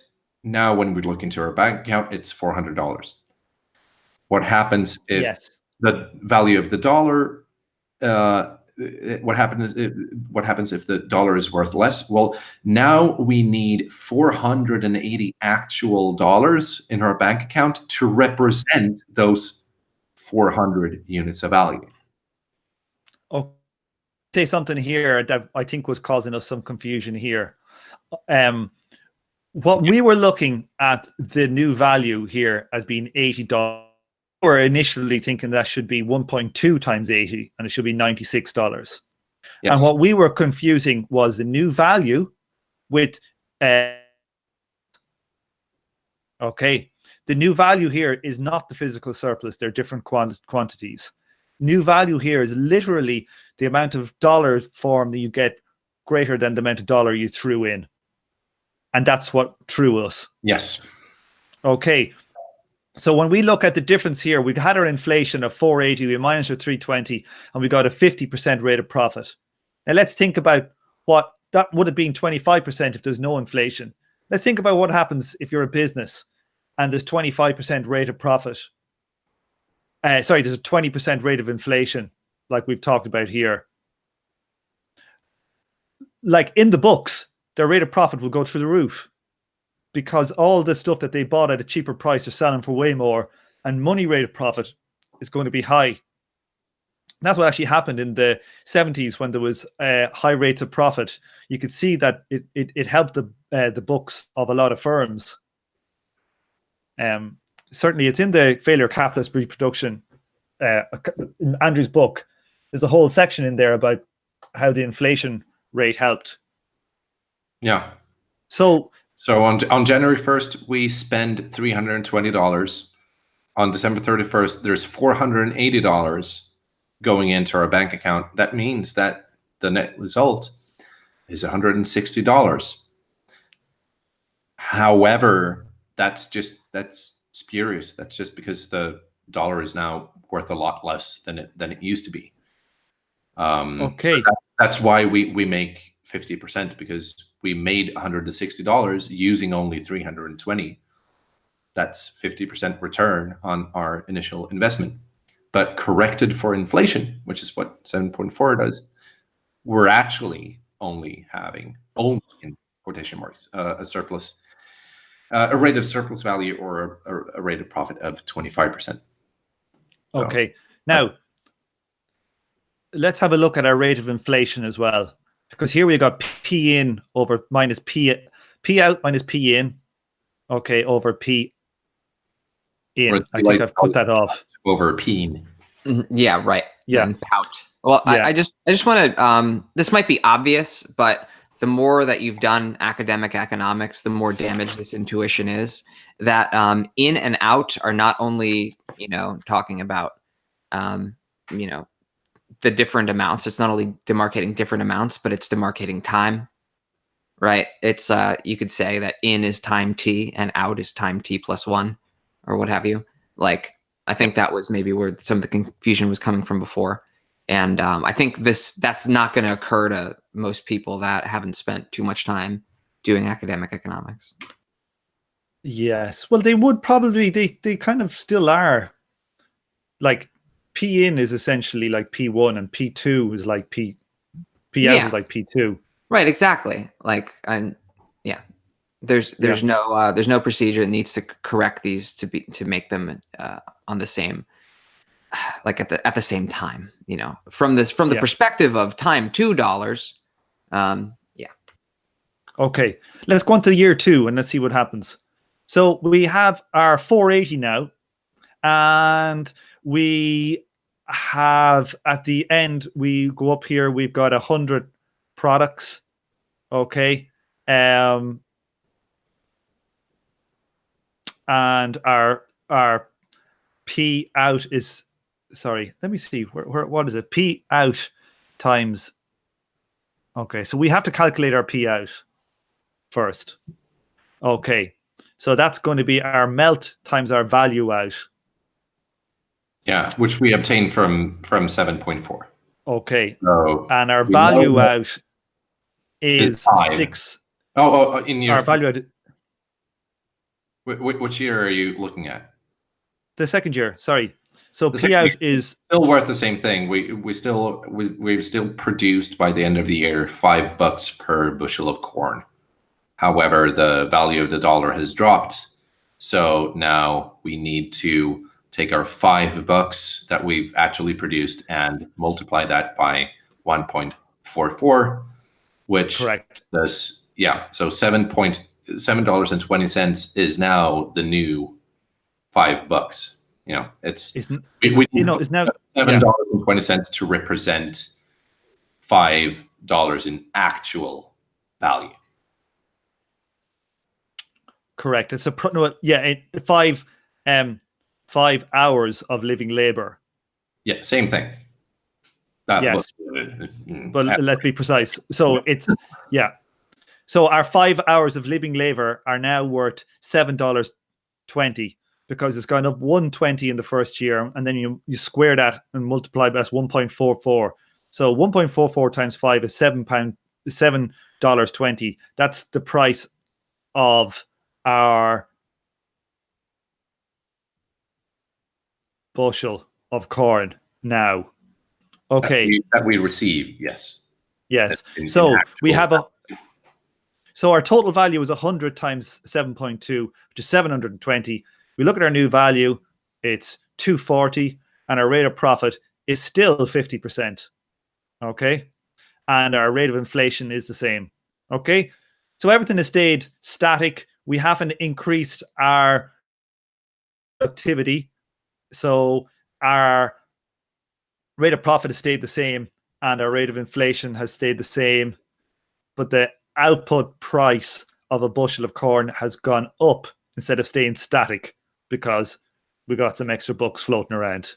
Everybody's got a Christmas bonus. Okay, now we go to year 3. We got 7.2 as our price in. Okay, we have 100. Our constant capital is 720. It's 100 bushels times $7.20. Now we get some funk. We get some funk is going to happen. We got to figure out what is our P out. Our P out is our melt, which is 1.728 multiplied by our value out. Now our value out is going to be our the actual number of labor hours, which is 600, divided by 130, which is the number of units. So our new one then is 7.975. Okay. So this is 1.728 multiplied by our price here. If we look at it on table, our P out on table 4, the 4.615. So it's those two boys multiplied and we get 7.975. We go back, we get our total value is 1,037 and our surplus is 317 and our rate of profit is 44%. So what's happened here? Well, let's see what else. And our rate of inflation has gone down. Okay. So what's happened here is that our productivity has gone up. We're doing the same amount of work. We got more bushels of corn. We still have inflation. So what this has happened us, what this has happened is it's slowed down our rate of profit and it's caused our rate of inflation to disinflate. So we've got disinflation in our system now. And that makes sense because we have got more bushels of corn with respect to the amount of dollars than we used to.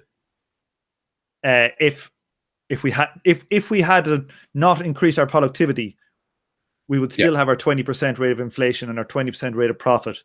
But we've driven our profit rate down because we've become more productive, and we've driven the rate of inflation down too because we've got more goods with respect to the lump of cash than we would have had.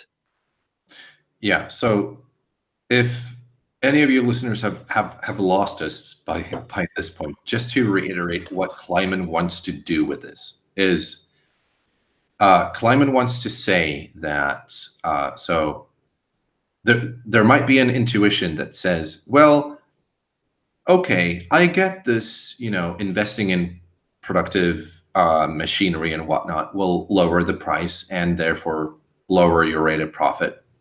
However, if there's inflation, by the end of the year, you're going to get more money actually in your bank than at the start of the year when you invested in your machinery. So couldn't that offset things? Couldn't inflation, since you get more money by the end of the year when you sell your stuff, couldn't that actually boost the rate of profit and counteract it? And what Kleiman is going to say is that, well, yeah, kinda, but let's look here what happens when we every year, we get more and more money. We get 20% more money, more dollars for the same amount of work, and yet the rate of profit still falls. So regardless of whether or not there is inflation, as long as the inflation stays constant at 20% per year, we're still gonna have a tendential fall in the rate of profit. So even though in real terms, like you measure your money invested at the start of the year and you look at how much profits you made in dollars at the end of the year. In year one, it's 50%. However, adjusted for inflation is actually 25. So even though, yes, we've boosted our rate of profit, we now make 50% more, or we now make twice as much. We now had twice the rate of profit that we had without inflation. It's still the case that it's going to drop, and it's going to drop by about as much as if there was no inflation.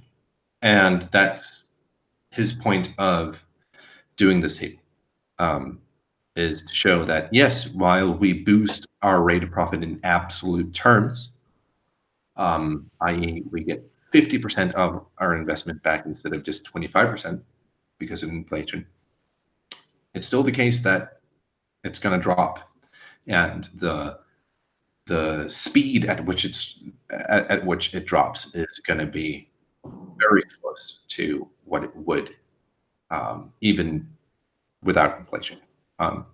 So that's the point of doing this. Okay, so Lexi, talk about that table there. Do you understand that table? Makes sense to you?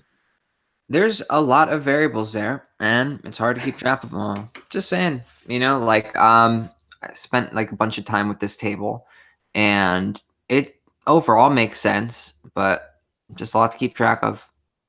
Like, makes sense that, output price is the melt output times variable out. What's most helpful to me in these is not just to, identify the variables and see, well, that went up, that went down, that went up, that went down.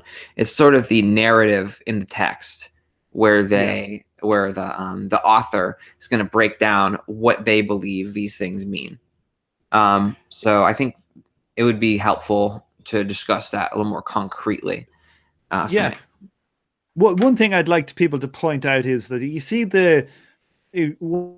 and a bit surprising there is, like, you see the price output goes from 6, 7.2, 7.9 to 8.29. You can see that the price is rising, but it's not rising that much compared to, say, how fast the melt is nearly doubled from year 1 to year 4, but the price has only gone from 6 to 8. Okay, if you were thinking that it probably should have gone up to like 10.5, right, if it was done like the melt. So you see the productivity is coming in there in our price, and the rate of inflation is coming down too. So we're just seeing that later productivity will reduce the rate of profit. It will reduce the speed, like the rate of inflation as well. And all of this makes sense. We got no weird shit going on. It's all looking lovely. Now, will we read a bit of text about this bad boy? It's hard for people to follow. I know that table is tricky because in reality here, we're combining 3 tables to do all our calculations. So, but what we're trying to get at is that when you do it temporarily, there is no weird stuff going on. The physical quantities doesn't is not the rate of profit. It's all about labor time. The price of the output when productivity increases goes down. The rate of profit drops. If there's a melt increasing, if the price of labor is going up, in money terms, rises in productivity is going to drive down the rate of inflation. All the things that we would expect from what we know from the real world and what we know about Marx, they're all holding. That's the most important thing. There's no weirdo ass things like,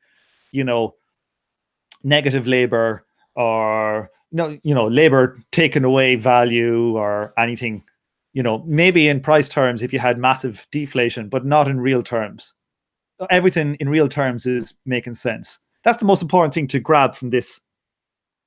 Now, will we go to the book and we'll see, Lexi, is there a bit in particular that you like with respect to what we've just been doing?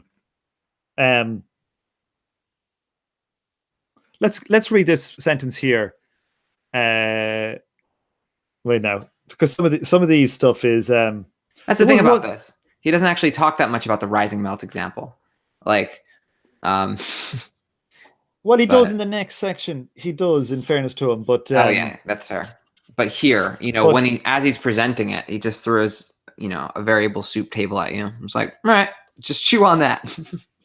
yeah. Well, like, yeah. In fairness to him, the table doesn't come till the next chapter, so it's not. So we've actually jumped ahead. So the table doesn't come till here.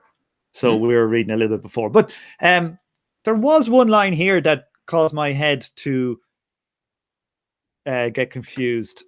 So I'll read this paragraph here, and maybe you guys. Hello. What was that? I was just making a joke. Why? What did you say? We couldn't hear you. Your mic zammed in. All right. Yeah, I was just saying there was just one line. Yeah. Shut your face, Emmanuel. Yeah, I'm not modest enough, am I? Okay, so it's actually the last line of this paragraph, but let's read the full little paragraph when we're doing it. Hence, productivity growth need not lead to deflation. Falling prices, productivity growth need not lead to deflation, falling prices in order to cause the nominal rate of profit to fall. It needs to lead to disinflation, a falling rate of inflation. Okay, so there's already inflation and you've got productivity growth. It might slow down the rate of inflation. It doesn't have to basically cause deflation. If this occurs, then the nominal rate of profit, just like the real value rate, must fall in relationship to the physical rate of profit, regardless of whether prices are rising or falling. Yeah, there's an important distinction there between deflation and disinflation, a falling rate of inflation. Okay, and here we have this line here. Unless the physical rate rises by amount sufficient to offset this effect, both the nominal and the real value rates of profit will decline in absolute terms as well. This is one of those famous countervailing tendencies to the falling rate of profit. But why is he bringing in the physical rate of profit here? So he's trying to demonstrate how different physical rate changes can be versus what he thinks of as like a Marxian kind of measure. Yeah, it's so. Why does he say in relationship to the physical rate? That doesn't make, like, the nominal rate of profit must fall in relationship. Well, like, what does that mean in relationship to it? Well, Marx did recognize. Is it saying that it's actually following? Well, Marx does recognize the technological composition of capital, I think he calls it. I forget exactly. And compares it to the organic composition of capital. And I think Kleiman is drawing on the same type of distinction to say that, when you do the math for some kind of physical rate of profit, you with those variables, you are going to get like a rise here. And mathematically, once you look at, organic composition of capital, if you look at this Marxist rate of profit, this is the relationship you'll see. Okay, why does he need the relationship to the physical rate of profit? Yeah, why can he not just say the nominal rate of profit goes down? No, the real rate goes down? Because it is the physical rate of profit that's relevant here. So remember what the physical rate of profit is. It's the amount of stuff we get for any initial investment. So in table 7.4, so like the all that we've talked about for the last 20 minutes is we've looked at per unit prices, and we're looked at per unit prices without inflation, with or without simultaneous valuation, but we've looked at per unit prices. We sell each bushel of corn comes with a $5 price tag in years 1 and 2. Here's why I think what I think he means, and why because Kleiman is a very detailed dude.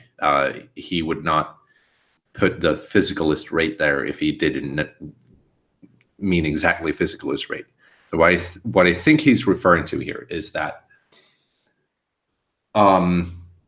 unless we produce, so the value and the price rate of profit is gonna drop, right, as a result of productivity. So the per unit price drops. However, the physicalist rate of profit has nothing to do with the per unit value. It only has to do with how much stuff we actually produce.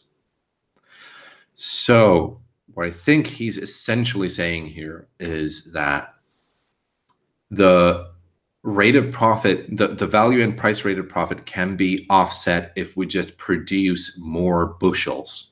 So if we raise our physical output such that even though they're worth half as much, if we produce more than twice as many, we can offset the drop in the value and price rate of profit. So but we'd have I think to that's what he's essentially saying, because the physicalist rate of profit is just how much stuff you end up with at the end of the year given your initial investment. So he was saying, it's referring to the actual physical output divided by the investment you do and the investment you make. And he's saying that could, if that rises by an amount of sufficient to offset this effect, meaning the fall. I know, but let's say you do twice the labor, yeah, and your productivity goes up. Say your productivity doubles, and you do 3 times the labor. So wait. So if productivity doubles, then the per unit price and value is going to halve. So if year one, each unit, let's say we produce, let's take something other than bushels of corn. So just to keep it simple, it doubles. We double our intensity of, or double our productivity, and we double our labor. Okay. Oh, okay. Well, you're doing 2 things at the same time here. Yeah. This is what he's talking about. We're going to increase our physical rate. Yeah. Okay. Yes. I'm gonna let you finish, because now I know what you're trying to say. So I'm sorry. I don't know what I'm trying to say. Honestly, I don't know what this. What it kind of says to me in my plain English is that he's saying that, if your rate of profit is going to be diminished by the increase in productivity, you should create more stuff. Yes. And your rate of profit will go up. Yes. Yes. So this is textbook. Yeah. This is and this is exactly what any business owner will tell you, or even just common sense, is that if your margins drop, you have to sell more stuff. Yeah. If you only make 10 cents per, I don't know, sandwich, one day, and day 2, because you invest in a, I don't know, George Foreman grill or whatever, you can sell them for cheaper, but that means that your margins are now going to be 5 cents. Then you're going to have to make twice as many in order to keep the same rate of profit. So you need to raise the physicalist rate of profit by the same amount that your price rate of profit has dropped in order for these to equalize, if that makes sense. So lower margins, more volume, pump out more stuff. By the way, this is one of the reasons why capitalist societies always produce a surplus of use values. This is why we throw away food. This is why, this is why loaves of bread rot and get thrown away. This is why we produce a surplus of houses and villas and apartments that never get rented out and still have people homeless. This is what's driving that. With lower margins, you have to pump out more volume in order to make up for the drop in margins as a result of technological innovation. That's sort of key to all this. Why capitalism tends to produce such immense volumes of stuff. Okay. There isn't, he goes into some detail here, which is kind of, I don't think we really need to go to, but there's one bit here I found interesting where he's talking about how the growth of the melt can cancel out the effect of rising productivity on the rate of profit. Okay. And it can more than cancel out this effect. And this to me is like what we see in times of, great credit growth. So boom times, in credit booms like we had up to 2008, we had kind of rising rates of profit. But that was mainly to do with the amount of money that was in the economy was increasing and causing productivity growth. There's an interesting footnote, he says here. Let me read this. It is, of course, possible in principle that the growth rate of the melt will accelerate, cancelling out or more than cancelling out this effect. However, there is no inherent reason that it should do so. A rising melt reflects built-in or exogenous inflation that arises out of factors other than productivity growth. Okay, so let's have a look at just footnote 12. I thought this was an interesting footnote. I think you liked it too as well, Emmanuel. Let's look here and see what we can find. It's here somewhere, Jesus. Where are you? Here we go. Even if the growth rate of the melt does not increase enough to cancel out the tendency of the nominal rate of profit to fall, it does not follow that the long-term falling rate of profit has been negated. It is possible, even likely, that some combination of rising government debt burdens and easy credit conditions is what is causing the melt to rise more quickly. In that case, I've suggested the crisis tendencies that result from productivity growth have not been negated but only displaced. Instead of crises in which goods cannot sell or can only sell at reduced prices, we are likely to experience debt crises and financial and fiscal crises of the state.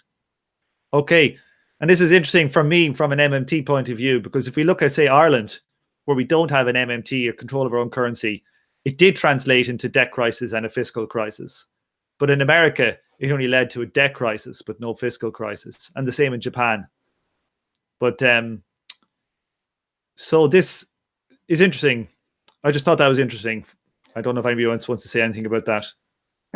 So, okay, we're reading this in two different lights. I think you're reading the and as a not a logical and, but a what's it called? An additional and. I forget what this is called in formal logic. But conjunction. Yes, conjunction. Thank you. So whereas I was reading it as a formal logic and, meaning and or. So like an inclusive or, you mean? Yeah. Yeah. So I was not reading this as we are likely to experience debt crises and fiscal crises, meaning that the two of them have to be present. I was reading this in, debt crisis and fiscal crisis as a sort of, I'm not saying it definitely has to be both. Any one of them, the crises of this kind of nature. Exactly. So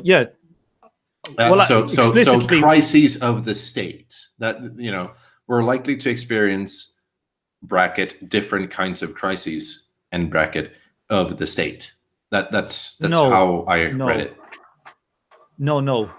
Because what he means by fiscal crisis of the state is a debt crisis, I think. Because he's just repeating himself here? No, I think, you see, when he says experience debt crises, he's talking about inflation in the melt coming from fictitious capital from the banking center. And the second part, he's saying fiscal crisis, which is usually like a government debt crisis. Well, no, fiscal is like... I know it's a fiscal crisis, so your outputs and your input but that's how it represents itself. In Ireland, it represented itself as a problem with government debt. At the fiscal crisis, we couldn't pay our outputs or input. Government debt goes up, And Right, okay. he's just saying that like the two components that can cause the melt to increase is an increase in private credit and an increase in state credit. That's what he's saying. So it's a rectangle square thing. And he's saying, it can be both of these. It could be one or the other, but the melt is increasing because of that's where it's going to be coming from. The money creation will have to be coming from somewhere. It's going to come from the private sector or the public sector. And if we have this rise in melt trying to maintain the nominal rate of profit, not keep it falling, the only two things that can do that is government debt or private debt. And the crisis we're going to get will be a government debt crisis and or a private debt crisis like the banking system. Right. So this kind of harkens back to the same thing of Kleiman having already made all the points he wants to make in chapter 2 and just reiterating them. Because in chapter 2, when he talks about the rate of profit, the law of the tendential fall in the rate of profit, RFP, he says it's not a matter of looking at actual returns of profit in the economy, because there's all sorts of things that can obscure things, and all sorts of counteracting tendencies. So what the RFP predicts is not falling rates of profit, but recurring crises. And here in this footnote, I would have preferred if he just lifted this into already chapter 2 as an example of what he meant, because this is how I read this, is an example of, so the rates of profit are in nominal terms, in dollar terms, completely fine. They're staying at the same level, but that's only because the melt has changed. And if it takes more and more dollars every year to express the same amount of value, then you're going to have a crisis of a different kind than a value breakdown crisis, or a Henrik Grossman the profitability crisis. It's just going to take a different direction. So this is an example of the point he already made in chapter 2 of what the tendential fall in the rate of profit predicts is not, when you look at actual numbers, falling rates of profit, it's going to predict crises of different kinds of different natures and with different expressions, but that all stem from this underlying feature of the capitalist economy. So that's kind of how I read this. I just thought it was very, very interesting that it's not a crisis of effective demand, i.e., goods cannot sell. It's a crisis of defaults, debt, basically. Yeah.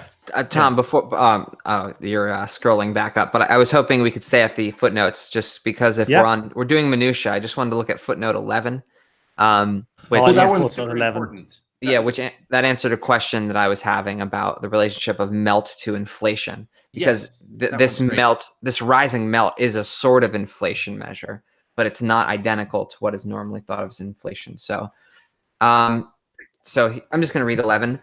If A equals B times C, the growth rate of A is approximately equal to the growth rate of B plus the growth rate of C.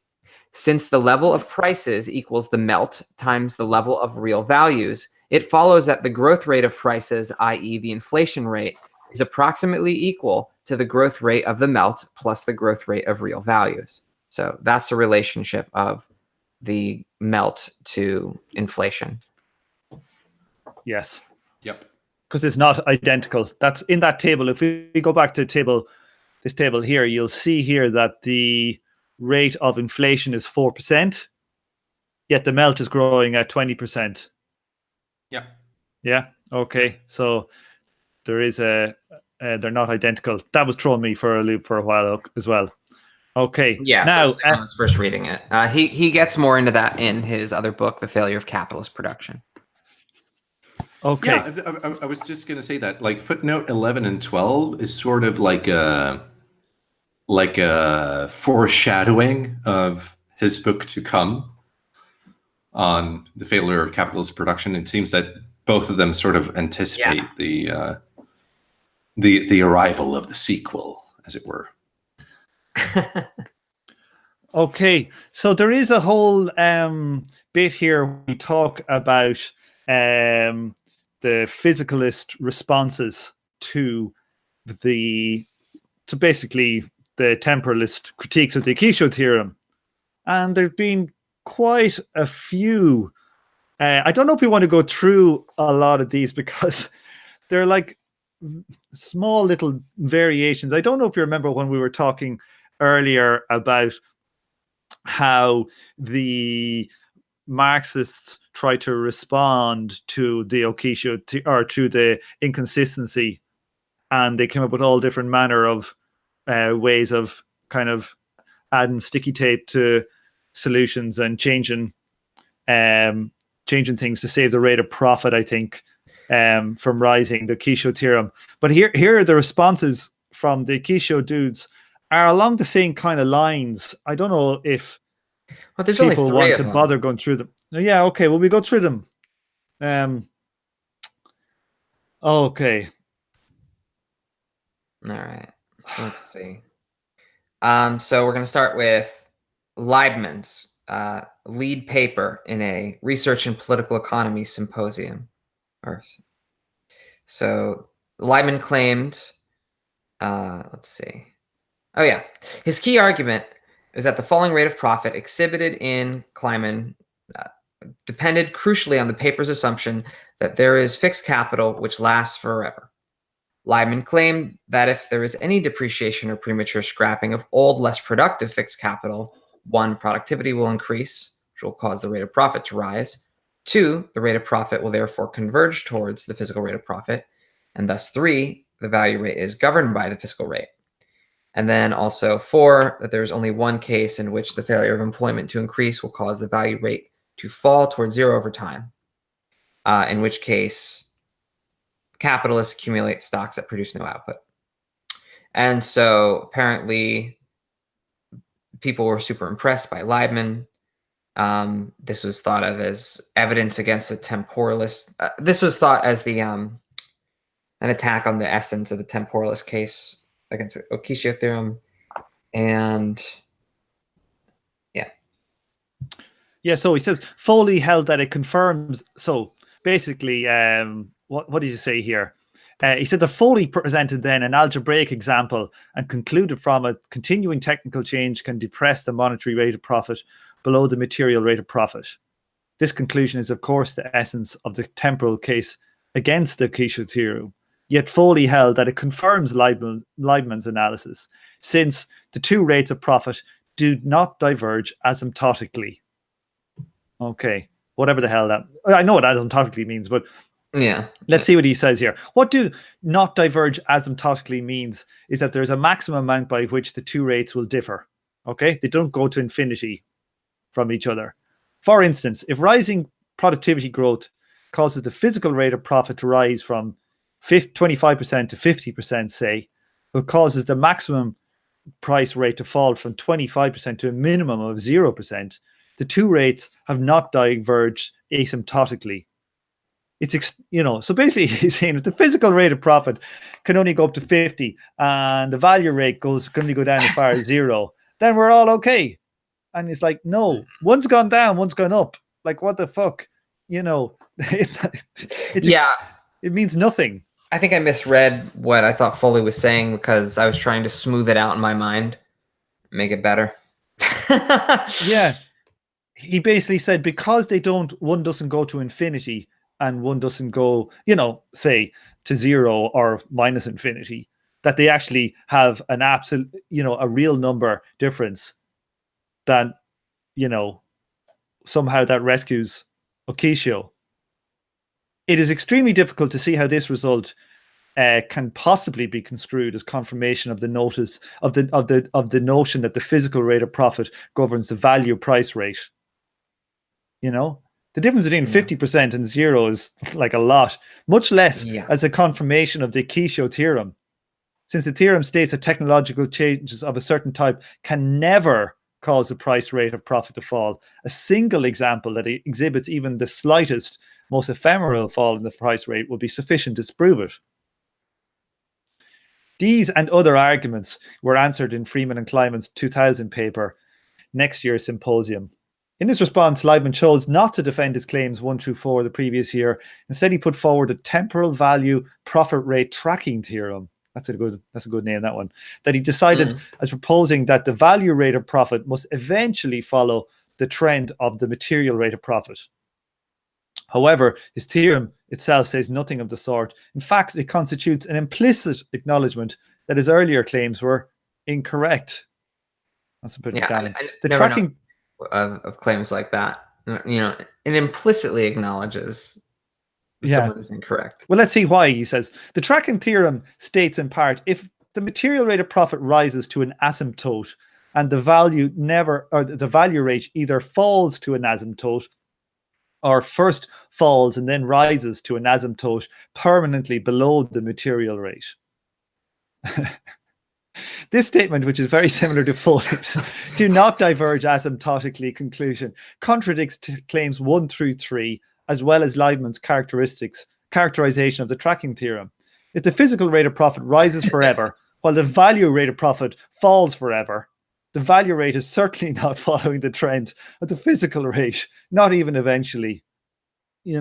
Just mind stupidly dumb rescue attempts, like they were on the previously the Marxist ones. It's the other, the shoes on the other foot. To be perfectly honest with y'all, this is one of the things I skipped, because when I started reading this, it was like, this is just Marxist bickering about papers that maybe 5 people have read and maybe 20 people have heard about, and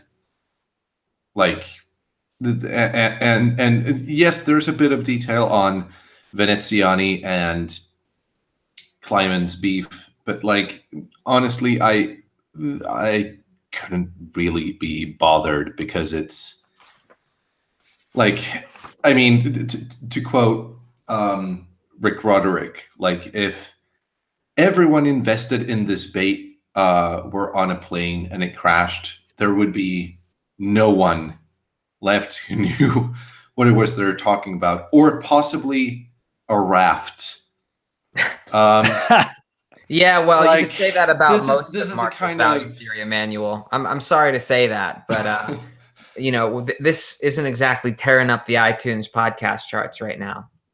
So, I know. Speak for your shitty podcast. All right. I know, but even for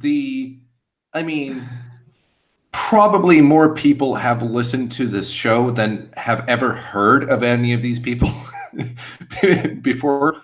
That's 12. Yeah, 13 watching pretty much. And even for people I can't speak for any one of you, but I'm pretty invested in this shit. I'm pretty invested in Marxist value theory and whatnot, and pretty much into esoteric Marxian theoretical debates. And even I find this very esoteric. And it is esoteric. But I think the point that the reason for reading these particular bits is to show that the responses have been ridiculous, and that their arguments don't hold any water, and that the TSSI looks like it's cracked all the inconsistency and the Okishio theorem, and that the simultaneous, the standard Marxist interpretation of guys like Harvey and Mosley and But like ravishing Rick Wolf. They're all wrong. And but this we've is the correct had that take. for the entire book. Like I know, but we've read 7 chapters. So I'm okay. Emmanuel, I'm just explaining. You cut us off at the end of the section, why... right before we get to the cash value of it. So if you want to Right. understand what we see in it, maybe let us finish this paragraph. Okay. Yes, of course. Yeah. Sorry. Shut your mouth. Essentially, shut your mouth, Emmanuel. All right. Okay. I got. Can I was kick just him trying off? to explain kick him why off. I personally skipped it. But yeah, maybe you find something in that I don't. So I'm gonna shut up. No, you're dead right. But like, okay, let me just let me. Well, we've got through all of that.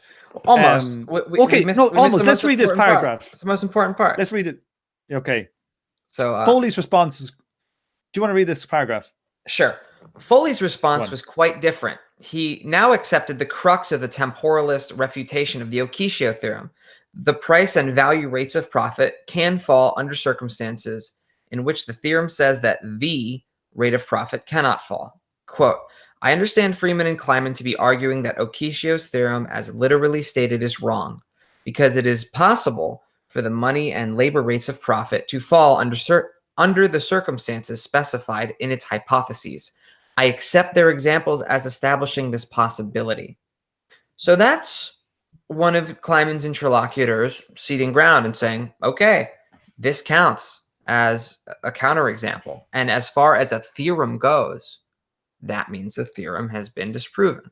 So at least if this is an accurate, if this quote doesn't misrepresent him in any way, Foley has changed his position. And I think his, yeah. So I'm not sure. I don't know Foley. Okay. Like the next bit in the critique, it's very abstract. So I don't think there's too much point in going into this one. But what we can gain from all of this is that essentially the Okishio theorem is a load of rubbish. The third one is worth looking into. Which one? The logical status of the Okishio theorem? Yeah. I mean, we could if you want, we can just skim over the insanity. I was going to do this one. Oh, yeah. you want to do Veneziani? I have OCD or something, so we don't have to do that. We can move on. We'll go to the logical status. Let's go to logical status. Yeah, I'm with kind of after reading those papers by Veneziani, I'm kind of, I don't want to give it the time of day, to be honest. But okay, so we have the logical, assuming I'm thinking of the right paper, the logical status of the Okishio theorem. Okay, so this is kind of, Andrew is going to get into talking about, just the state of it. Okay, I've noted above that Foley has come to accept the substance of the temporalist disproofs of the Okishio theorem.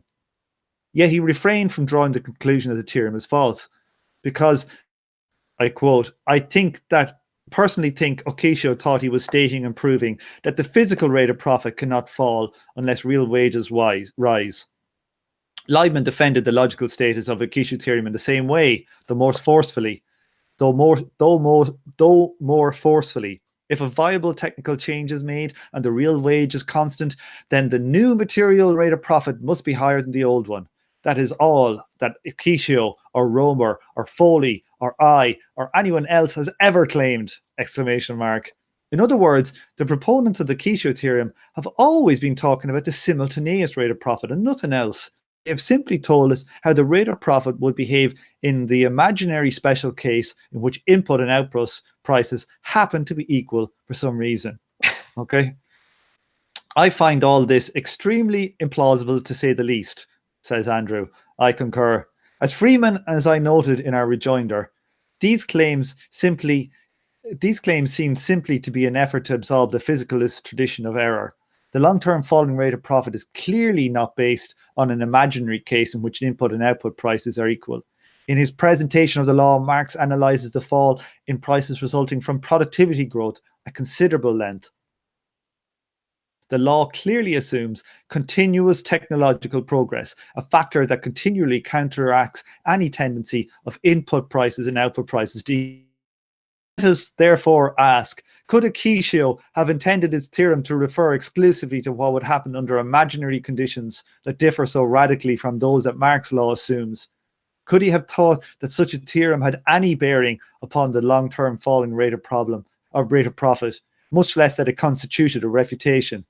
Have commentators through the last 3 decades really been claiming that failure to accept such an irrelevant theorem as a definitive refutation of the long-term fall in the rate of problem has done much damage to the intellectual credentials of Marxian political economy? Have Brenner and many others really invoked the Okishio theorem as proof that Marx's theory of the falling rate of profit is false, while knowing perfectly well the theorem is irrelevant? Have the commentators really been claiming that the long-term rate of falling rate of profit deserves to be relegated to the dustbin of history by a theorem that pertains only to a different rate of profit from Marx's? That's pretty damning stuff. These guys are trying to have their cake and eat it. And they're trying to say that, oh, look, Marx is a load of shit. And then when you actually prove that Marx is right, saying, oh, we weren't talking about Marx at all. Relax. Yeah, that's a telling response. Well, let's read his far more plausible explanation.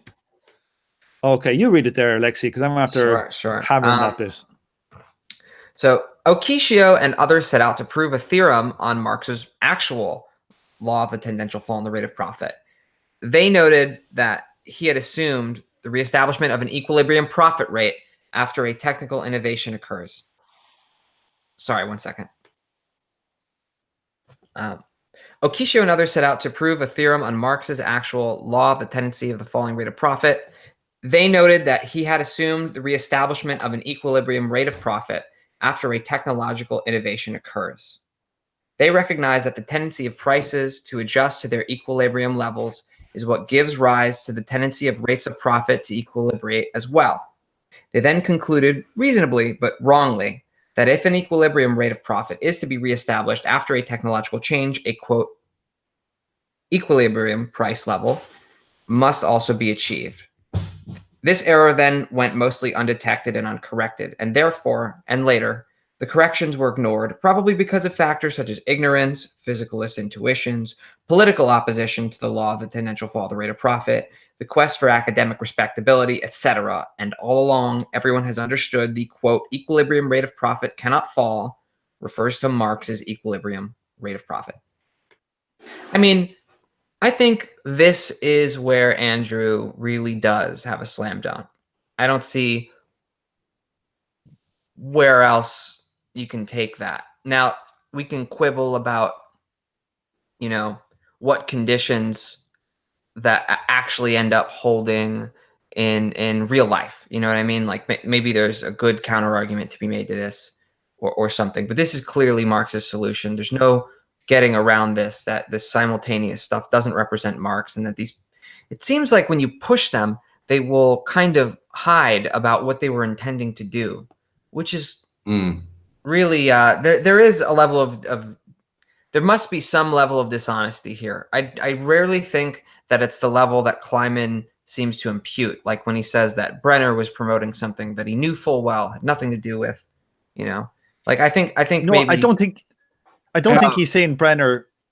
Sorry, right. I don't think he's saying that Brenner did it full well. I think he's making the claim here. Right. Did people really do this with knowing that this wasn't related to Marx?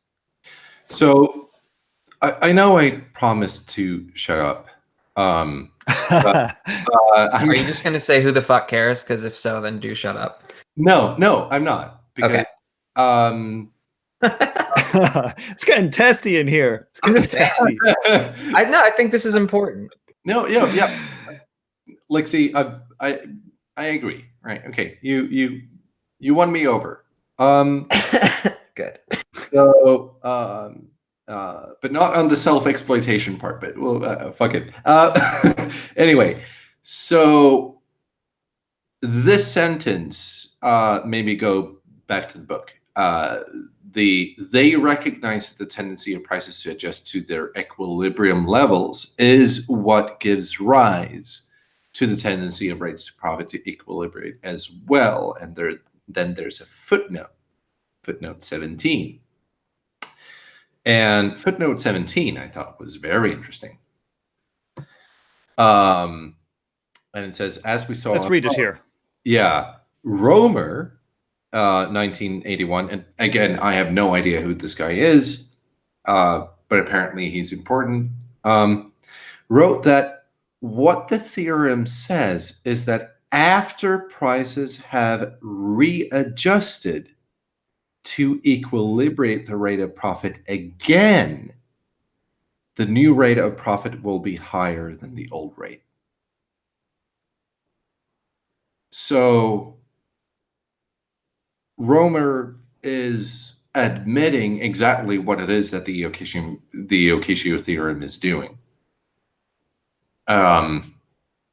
And also admitting to simultaneism. There's a readjustment of prices in order to equilibrate a rate of profit, again, which I suppose is from one period to the next.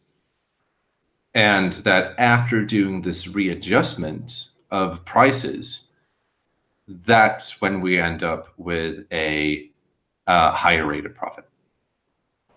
So what he's saying there essentially is this table here, table 2.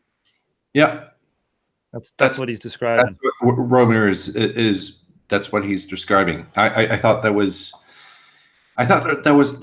again these flipping footnotes, man. I wish that he would have made more of them, because just like with Marx, or less of them. Sometimes the footnotes are the most important thing in the entire chapter. The same thing with Marx in volume 1 and to some extent also volume 2. Is like, God damn it. That seemed really important. But yeah. All right. Okay. Let's read the final chapter and then we're going to be finished for today, because we've done this chapter. It's long, 2.5-hour show. Okay. Yet, even if we suppose, for the sake of argument, that the Okishio theorem was not originally meant to be a theorem on Marx's rate of profit, that is certainly what it is now, for that was how it was understood. That's a big if. And as a theorem on Marx's rate of profit, the Okishio theorem is simply false. The recent debates have made this clear. The record should be set straight, and Marx's critics should do their part to help set it straight. I think it's really important because it informs the Okishio theorem, and all of this bullshit about no falling rate of profit really, really informs the politics of the left. It really does. If people think that the rate of profit is not always going to be happening, if it's not a tendency that's baked into the cake of capitalism, it has huge implications for all different manner of proposals of left parties and what is possible in our politics and what we need to do to get rid of the rate of profit falling being such a detriment, a detriment to our quality of lives. I just think it's so important, and like very few of the people that are I don't know, I just see it. I just think it's incredibly important. So I think this chapter is an important one. Lexi. Oh yeah. Now I'm always quick to say that these theorems are correct, or this theorem is valid if you're. Wow, trains, nice timing. I'm always quick to point out that the theorem is valid if you take it by its own assumptions. However, the claim that Kleiman makes is more limited and more devastating. As a theorem on Marx's rate of profit, the Okishio theorem is simply false. That has to be true, because according to this, and I think he's demonstrated this very well, if you're using this as a model of Marx, you've smuggled in an impermissible assumption. And that's why it's invalid. It's just simply is not going to work out. It contradicts Marx's conclusions. So that's the limited scope of the way that Kleiman has disproved the Okishio theorem. He hasn't proven that it doesn't follow from premises explicitly stated if you do it all axiomatically. He's saying as a model of Marx, this fails. And that's what it was meant to do. It wasn't just meant to be a, this is an interesting way to read it. I'm like Derrida here. I'm just throwing stuff at the text and seeing how it looks. Cool. So I sometimes think that there's an academic class interest in doing that kind of thing. And the reason that Derrida and people like him were so popular is that it gave people a theoretical permission for doing what academics like to do anyway. That was really good, actually. Damn. Yeah. Okay. We've been on so long. I think we're going to cut it off, or else I'll be editing it for about 17 and a half months. Will we say a shout out to the chat? Yeah. Before we go. Okay, so we've had Constantine, we've had Dan McKee, Yara Hollanda, myself, Antagonist 1DZ, Dr. Foreman. Thanks for waiting, Lexi. Everyone. Hey. Yeah, thanks for waiting. I know we're always late, but today was an exceptional one. Data Lore, Delatera. Data Lore. We have also, where is this? There's a lot about with those guys chatting away. It's a good chat. We got a quality chat here, and there's a lot of agreement and a lot of good spirited debate. I love you guys. We also have Jake P, and recently we've got Clowning Around and Erica. So yay! So we have a massive 13 watching now. Just thanks everybody for listening. Do you want to say do you want to say that before we go off? Yes, I would like just one anecdote on the chat, just a short one. I promise that this is not gonna be a debate thing. Here, you're not allowed to bring in another table. We're not doing another table. No. I'm joking. So this is in response to JH in the chat, the third comment in the chat that says Emmanuel's training in business economics has an interesting take on the capitalist ideological understanding of value, production, and realization. Business economics was strong in Germany early 20th century. And well, number one, thank you for that. And number two, I thought that this was a really interesting anecdote because me and Mir over on our podcast were doing a reading of a book called The Welfare State Reader. And in there is a wonderful history of the welfare state by Lord Asa Briggs, who was a close friend of Winston Churchill, of all people. But anyway, my comment to this is just an aside that he goes through the competing philosophies between England and Germany in political economy, and that during the 19th century, there was the Germans were so adamant about economics being part of the social sphere. It's part of social science, and you can't abstract, sociology and legal issues and everything from. You can't abstract economics from social studies, to the point where one of the big guys in German economics at the time, who was also into business economics, said that no Smithian will ever have a chair in any German academic institution. I just thought that was an interesting anecdote apropos Germany. Is that why I want to move to Germany? Is that it? Yeah, so I just thought that was nice. Even the German bourgeois economists really hated English political economy. So yeah, thank you for that comment. Well, it's the way we tell him here on this podcast. It's the way we tell him. Now, so let's say goodbye to everybody, and we'll go offline for a bit of a chat. Thanks everybody for listening in. That's part 9. So let's see, how many chapters have we got left? We've done 7 chapters, and there's a total of 12, but some of them are smaller. But well, there's one that's like a 2-parter. I mean, are we gonna binge through that one? Is that even possible?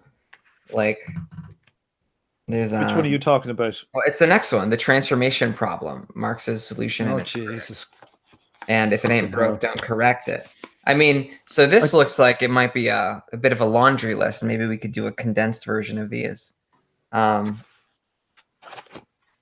let's go offline and we'll have a chat. Yeah. Okay. All right. Cheers, Okay. everybody. Cheers. Cheers, everybody.